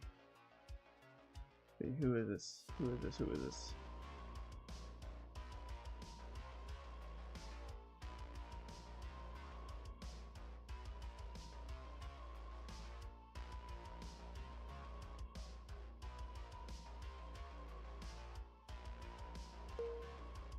Who is this? Who is this? It's Cody Miller. What's up? Thanks for stopping in. Glad to see you here.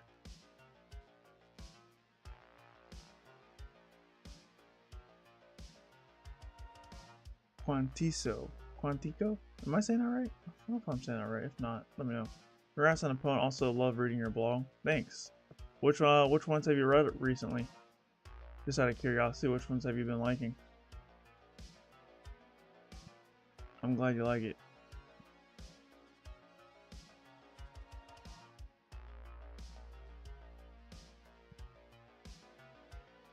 Alright guys, well, that's going to be the end of the stream. Let's go ahead and shut this down.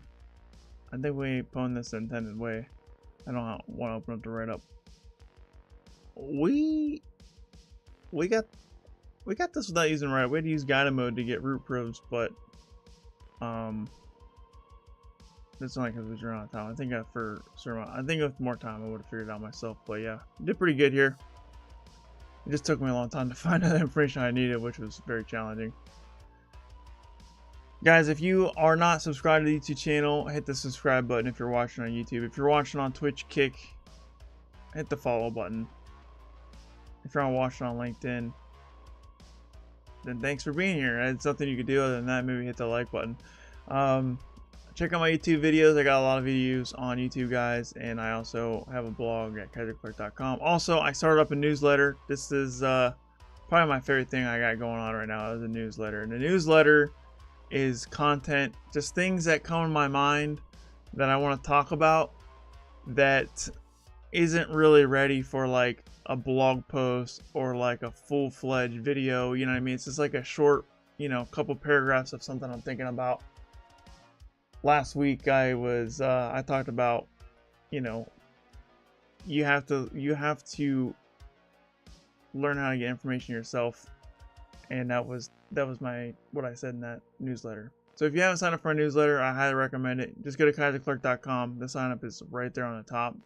Type in your email, and then you'll get an email to confirm the email, confirm it, and then you'll get notified every single week with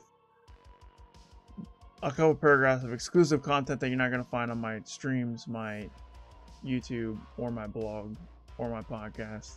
It's truly exclusive for the newsletter subscribers, at least temporarily. It will be at least times exclusive, and sometimes it will be always exclusive. So If you want more content from me, check out the newsletter. And it goes right to your inbox, right to your Access email. granted. You can read it whenever time permits. Christopher Miles, thanks for subscribing. Thanks, Dustin.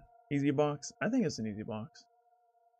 Why stack cybersecurity certs? I was hesitant to stack certs since it looks skittish, but I might as well now. That's one of my favorite blog posts, dude. That's actually one of my favorites, if not my absolute favorite. I need to make a video about that because it makes me so mad when people are like, oh, don't stack certifications. Like, bro, like I'm telling you right now, there has been no negative consequences of me having 13 certifications. Zero. All it does is it helps me out. It's done nothing but good to me. And there's people out there with more than certifications than me, and everybody who has more certifications than me will be like, yeah, dude, stack them up. Like, no one who stacks certifications regrets stacking certifications. And if you do, then you can just be like, all right, well, just won't renew it, or don't put it on my resume, don't tell people about it. But yeah, stacking certifications is the way to go. And I used to not tell people to do that. Like, oh, you don't want to stack too many certifications. The only thing I would say is, like, don't stack certifications that are like easy ones. Like, it doesn't make sense for me to go after a bunch of easy certifications at this point. But as long as I keep stacking stuff. My mic sounds weird. Does my mic sound weird? But yeah, that was a good. I need to make a video about that. Been doing TryHackMe for a while, looking at write-ups in hopes to understand the steps and what to get ready for CTFs. Yeah, TryHackMe is a good way to do that. But yeah, I need to make a video about that. That was one of my favorite blog posts. Anyways, guys, check out my other content if you haven't already. And newsletter, go to kyserclark.com, sign up for the newsletter if you want more content from me. It's exclusive content, and there's more. It's gonna be more stuff like that, you know, like where I just will just tell you how it is. That blog post, why stack certifications. I was very, what's the word I'm looking for? Direct, blunt with the way I type that out, and that's what the newsletter is. It's gonna be more blunt content, more like there's no sugarcoat in that newsletter. And that last newsletter I sent out was really good. So you're really missing out if you're not on the newsletter, I'm telling you what. Anyways, guys, thanks for watching. Thanks for hanging out. You guys are amazing. Thanks for the support. I will see you in the next stream. Next stream will be this time next week, Sunday. And also, well, that won't be the next stream. I will be streaming this time next week. Jake's AR Ben's Hoeing. I don't.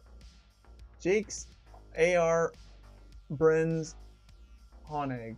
I'm just gonna call you Jakes. Thanks for following on the Twitch channel, Jakes. I appreciate you. Also, thanks for being in the chat. You came in right at the last minute. You might have been lurking for a minute, but thanks for being here. Anyways, I'm rambling. Let me say it again. Next stream, Thursday, 7 p.m. Eastern time. That's the next stream. And if you can't make it, don't worry. The past broadcast will be on my YouTube channel. And then I will also stream on Sunday, every single Sunday. So this time next week starts at noon p.m. Eastern time. Alright, guys. Once again, thanks for watching. Thanks for hanging out. You guys are awesome. See ya in the next stream. Take care and have a great week. Kyser signing off.